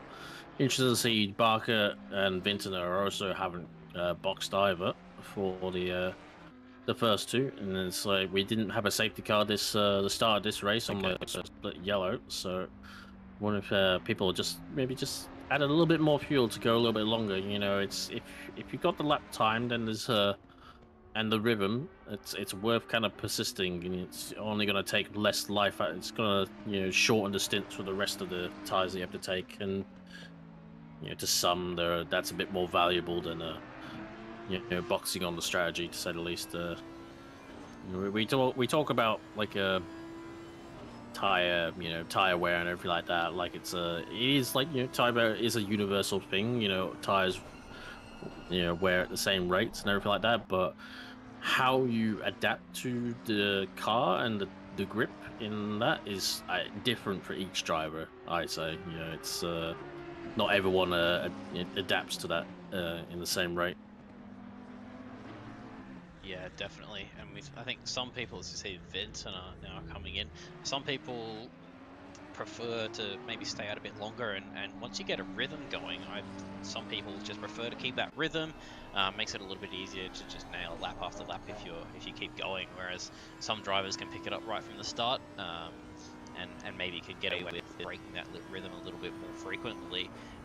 One thing to keep an eye on here is Graham Hill's now only about 10 seconds or so off the back of Taufik, so that really early pit stop here sort of kept him out of traffic, so it might be one to watch as we go on, as we see the McLaren here of Vu on Gamble and gets him done before the corner, before scenes. So definitely some more straight line on the McLaren compared to the Audi, which I think we said at the top of the race here. Oh, it looks a bit wide in the background for Squires. Yeah, Audi, as we said at the top of the race here, definitely struggling a little bit with the straight line speed coming down the humongous back straight here at Paul Ricard. So Graham Hill might be onto something here with his strategy. He didn't have the best qualifying, so he might be planning on just going on. He might have planned just to go a bit shorter and try and make up some track position. So we'll see how that plans out for him as the race progresses. It looks like he might have come out just behind Vincent there, who was up in P4, I believe, from what we saw before. So it's looking like it's going to be a decent strategy for him. No. See, unfortunately, I think that was the Lambo of Bishop, if I'm not mistaken. Unfortunately, just coming into contact there with Vintner. Yeah, not too sure what was happening there. We didn't really see it from the camera angle. Thank you to Ben, our lovely camera director. Whether that was Bishop kind of slowing on the line, trying to maybe let the cars go, but it wasn't really the best place to do it. I'm going to leave that to the stewards if the numbers have been called, but it has lost the position to Graham Hill, so Ben Whitner drops down a position. It is interesting to see, Graham's earlier stop and clean air has kind of put him a little bit further up the field and found himself a little bit of time. I wonder if that is because I was contemplating it in the Bentley. I don't look too hot down the straights, I think, for tomorrow, so I'm contemplating doing an early stop. 313 is just yellowed on at the start. That's our leader. Not on the start finish straight, I apologize, at turn 5. I dare say I think our leader's had a moment. So he's coming now into turn 3, and he just gets the inside curb and goes for a pirouette. Oh no! I mean, it's good to know that no one else was involved, really. But unfortunately, that is that's going to be lovely jubbly for Mr. Taufik. Yeah, Taufik is going to be rubbing his hands together at the side of that. We were saying actually, I take it back, because if anyone knows Martin Taufik, him being elated is the same face that he puts on for everything. Man has no emotion. Definitely. No, anyone who's watched his stream, you know exactly what I'm talking about. 100%. Yeah, no, he's going to be. He should be happy with that anyway. Unfortunate for Giacomo, but like we kept pointing out, that car that Giacomo was driving looked really dicey through some of these corners, and it looks like he has just probably clipped a little bit too much of that inside curb into T4 and T5, and just unsettled the rear a little bit more than he was able to cope. Was it nice recovery, just able to flick it back around again, but that's going to cost him probably 5 or 6 seconds there, I dare say, at least, and we'll see when these pit stops play out, but I dare say that's probably going to cost him the battle for the lead and possibly even the podium, depending on how far Barker was able to get back up. Yeah, definitely. It'll be one to watch. I think he might be just about there with Barker, because based on how much time he lost, he didn't look like he stalled or anything like that. He looked like he kept the engine running. As Ben is starting to look to range up a little bit on the Honda. Gaining a little bit, but won't be close enough come the corner. But if he gets even closer next lap, I'm dare sure you. I mean, but did clip the last one. He did clip the first one of the little bollards, the flick ups for the track limits. I wonder if that will be a invoice for him. Don't want to be doing that too many times. I was going to say, I think the Graham Hill strategy of him boxing early is, yeah, I don't know if that's just because I've heard the Honda hasn't been great down the straights. It might, you know, if he was just kind of getting mugged on the first laps, he might as well just kind of do an early stop and just do clean air if you know you've got pace. And if you're actually losing time to the cars ahead because you're getting mugged down the straights, then it is a viable strategy, as Giacomin does come out of the pits behind Taufik. Yeah, I think we saw the BMW Vintner catching the Honda really quickly, so I think the Honda, you're right, is definitely struggling down the straight. So it seems like it was probably a good call for him to box early, and has been able to, with the unfortunate incident there that Vintner had with what I believe was the blue flag trying to let him through, just in a bit of an unfortunate place. So he has come out ahead overall of Vintner. However, I get the feeling how close Vintner is right now. He is unfortunately about to be eaten alive, and there's not much he's going to be able to do about it. So it's sort of a bit of a helpless feeling when you're just sitting there waiting for them to come past. But we'll see how he fares in terms of top speed here against the BMW. BMW no slouch itself, so yeah, there's... Oh, he might get him here on this one. It's just that feeling of watching as the Jaws theme basically plays in your mind as that car is coming in. There is nothing you can do about it up the inside, and I think that is going to be Graham Hill up into 4th place. Keep it on the track. Yes, he does. So pretty helpless there in the Honda with Graham, unfortunately. Not a whole lot he can do about it as he just runs a little bit wide into that next corner there. Certainly sealing the deal and keeping him back in 5th place. That will be once the leaderboard updates there.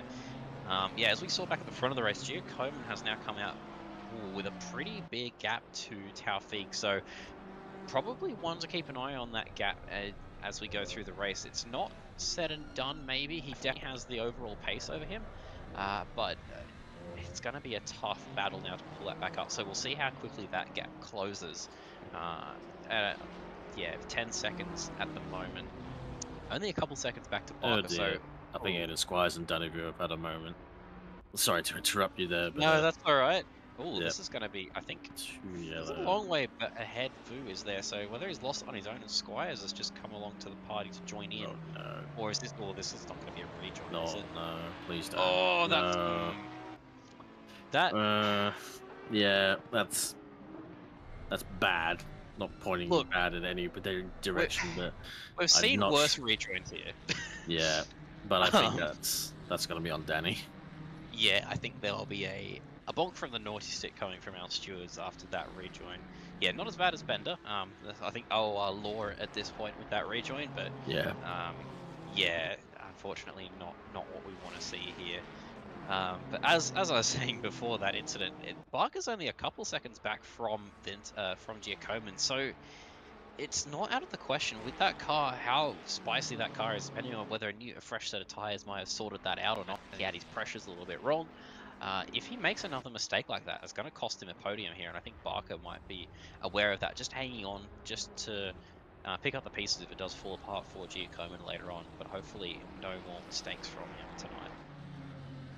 Yep, and he's got Vintner right there as well. There's Oliver gets ahead of Danny Vu, and Aston Martin of Atkins behind him as well, looking to also benefit. There's a lot of front damage, Danny. You need to fix that. That's not. Yeah, I know it's going to be painful for the rest of the race with tires, but you need to get that fixed. That's not going to be helpful at all. But yeah, interesting to see where obviously Giacomin is relative to everyone else. It's obviously dropped back from Taufik, like you said. Fastest lap though now from a 53.7. So yeah, I think when he's got the tyre under him and obviously the car, his driving style, he can produce a very, very quick time. We saw what he could have potentially done drive through for Danny Vu for unsafe rejoining that last lap. Yeah, not surprised to see a large penalty.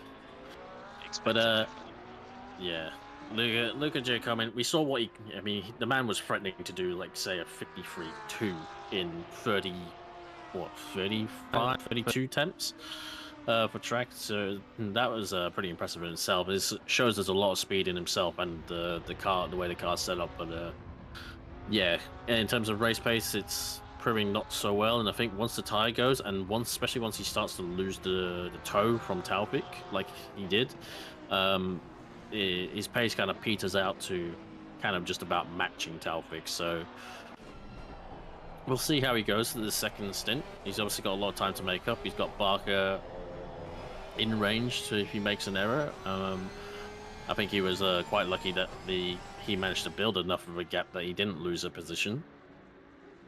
But Ben Vitten is right there as well with Barker. I think that's one to watch as well for the battle between the BMW and the Ferrari. Yeah, probably going to be a good one to watch as the race goes on. But I've just noticed that Barker, it looks like he's pulled probably 2 and a bit seconds already on Barker. So I don't think he's going to be able to... Barker's not going to be able to catch him for sure. He's going to be... Giacomo's going to be pulling away from him here. So yeah, I think Barker's probably, unfortunately, going to have to settle for keeping his eyes in his mirrors. That W not too far away from him now. Yeah, Giacomo pulling well clear from Barker and on a mission, as we see here, 53.5. That was quicker than his qualifying lap. So he must have light fuel in that Ferrari now, and he is on an absolute charge here tonight. Or he's listening to us and he's just agreeing. But yeah, he's on an absolute charge here to catch back up to Taufik, so he's going to be pushing that Ferrari very hard, extracting the maximum pace he's got out of that car here. So keep an eye on that gap, but I think it's going to come down pretty quickly. So it's going to be probably, if he can catch back up, I think we might end up in the same position that we had early in the race, just with Giacomo parked right up behind Taufik, and not a lot he could really do about it. So we'll have to see how that one plays out later. Yep, for sure. But yeah, it's going to be interesting to see, as Barker is already starting to do the weave, and I'm not too sure on OOR's ruling on those things. They don't really like it. To see car 49 is yellowed right now, just having a bit of a moan. I think that's Jet Beaton. Probably just gone for a little bit of a spin. At that corner, dare say maybe done what Danny Vu did, trying to throttle up on the curb a little bit.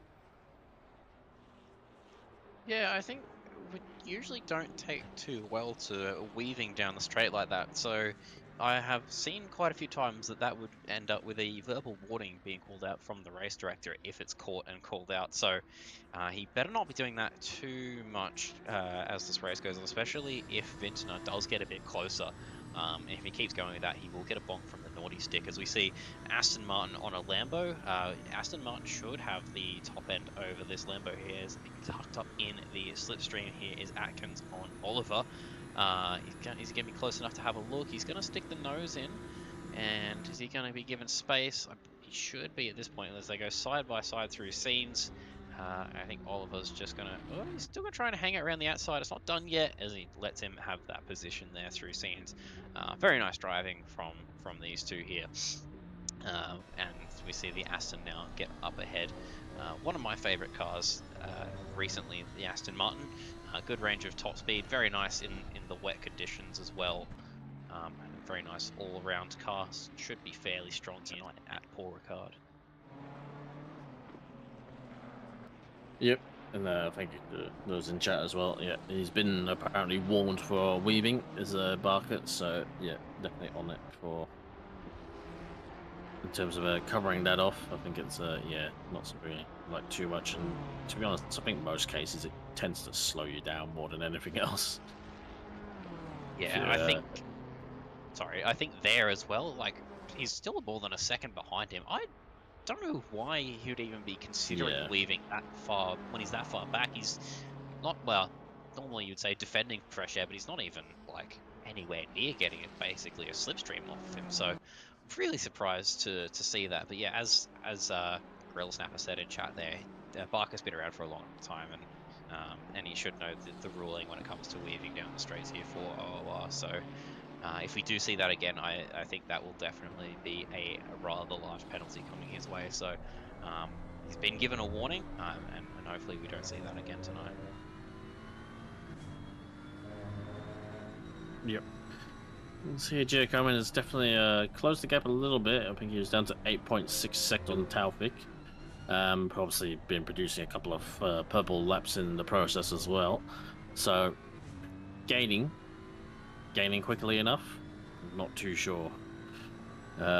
It's Taufik's not really someone who makes a mistake, so you have to come a cropper with a blue flag or anything like that to undo this one. So we'll see how he goes, despite my couple of curses that I've just thrown out. Yeah, I found out last week when I was commentating the power of the commentator's curse. So I think I owe Graham Hill a personal apology. Yeah, that gap has not come down as far as as quickly as I was expecting it might have done from Giacomin. So maybe you're right. I think these tires have just sort of hit that point now where they're starting to get pretty warm. We are still 29 degrees track temperature, so those tires are going to be roasting after they go past their sort of initial 4 or 5 laps of sort of premium optimum grip. Once they get past that point, it's definitely going to start coming down with the grip levels, and he may be back to fighting that Taylor Ferrari that we saw him dicing with earlier. So we'll see how it goes through the night, but yeah, it doesn't seem like he's going to. Well, I don't want to say he's not going to be able to catch him, but definitely on the back foot for any chance of victory here tonight.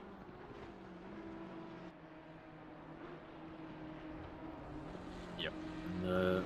These two have kind of been petering out a little bit. There's Barker and Bittner, with Graham Hill dropping off quite quickly, which I'm not too surprised at because we did see him box around, I want to say, an hour and 5 minutes.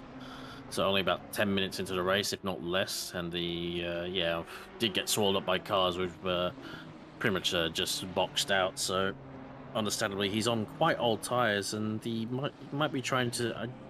I'd say would see Graham in very shortly. I'd be surprised if he goes all the way to the 25-minute mark. Oh, look at that. Perfect. He boxes right now. He might be watching as well. He might be taking advice from you. I don't know whether that's dangerous or not. Yeah, that's dangerous. I was going to say that what he might be trying to do is pull out a little bit of a if he can hang on to the tires, if they were feeling all right, what he could have potentially been looking at is, as you said, going down to the 25 minutes just to give him some fresh tires towards the end, but obviously electing just to stop still a little bit earlier. He's going to give him worse tires for later on in the race, but may still help him with track position a little bit further into this race.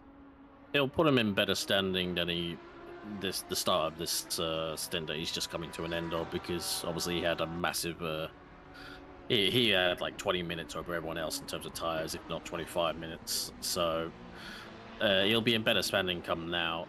Granted, these guys, everyone else is kind of projected to box around the 25-minute mark, so he's only going to have about 3 or 4 5-minute older tires. I guess that's nothing to sniff at. Don't be surprised if he's able to really do anything to respond. While he may have pace in the Honda, the BMW did look stronger down the straights. We didn't see any retaliation from him. Granted, he was on worn tires, and that's a bit wide there from Ben Wittner. Just falling out of line. I don't think you really get track limits if you go out there. You frankly are not they're not that cruel here. But it is quite easy to go too deep into that corner. Yeah, you lose enough time if you end up out there. I think track limit being out of top of that would be pretty harsh. Pretty hard to gain any time coming out that wide. So you should get away with that one fair and square. Yeah, it'll be interesting to see how that plays out. Obviously, Damiano is still coming through the field, so after the pit stop, he was still behind Graham Hill, so it'll be interesting to see whether he's able to get ahead of him or not through these pit stops here. But I think we'll have a pretty easy time for Damiano to come past Graham. Porsche looks like it's fairly decent in a straight line, and unfortunately the Honda just seems to be struggling a little bit, so shouldn't be too difficult for Damiano to continue to make his way up the field, as he is up to P6, so I think he's had a pretty good showing after the unfortunate incident at the first corner. So we'll see where he's able to make up positions to, whether he's able to get Rat as well and come back up into that sort of battle for P4. We'll see how that plays out, as the gap at the front is down to 6 seconds now. So Barker's got a bigger gap to Giacomin than Giacomin does to Taufiq. I think we expected that was probably going to happen. And I'm just looking in the bottom right at those lap times. Giacomin is still pushing hard. His last lap was only a 10th away or so from the fast lap of the race, which remind you was quicker than he did in his qualifying. So he's certainly not slow. Taufik putting a 54.4, so nearly a second a lap in that at the moment, as I think Taufik's tyres probably hurting a little bit. He did stop a bit earlier than Giacomin here, so probably Taufik, I'd say, would have seen the best of his tyre life. So whether or not Taufik is now going to try and go a bit longer to even out the tyres in this last stint with Giacomin, or whether he's going to stick to his guns and still put in a little bit of an earlier stop, seems to be working for him so far. But yeah, a couple of maybe a little bit of a tough decision for the strategy that these guys are going to have to make here tonight.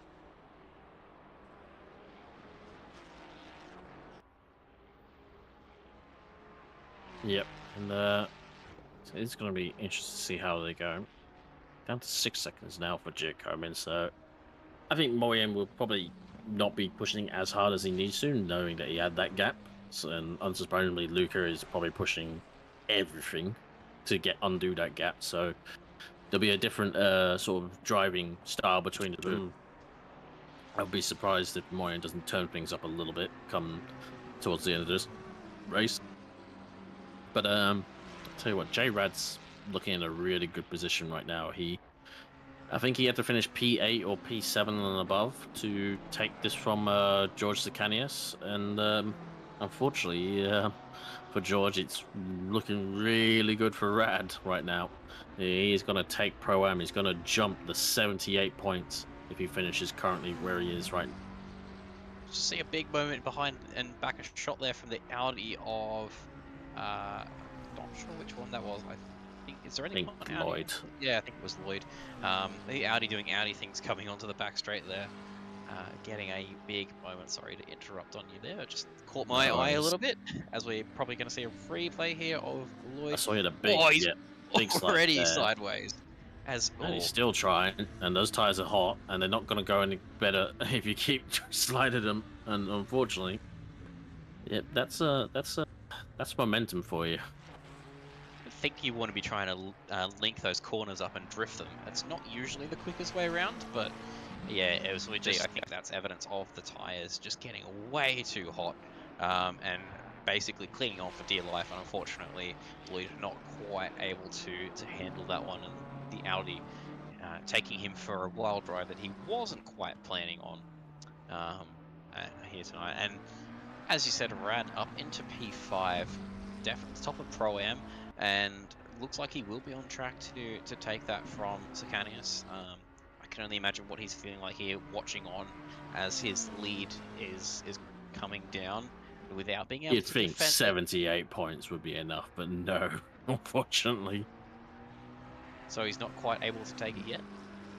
No, well, Rad is looking to score 80 and above points right now. He's I think P5 gives 95 points. Yeah, okay, so he's well Ouch. on track. I did try and have a look earlier, but I struggle with doing more than one thing at once, and keeping an eye on the race and talking is enough for me at the moment. Take it back, actually. I think Sicanius might hold it because he basically undoes.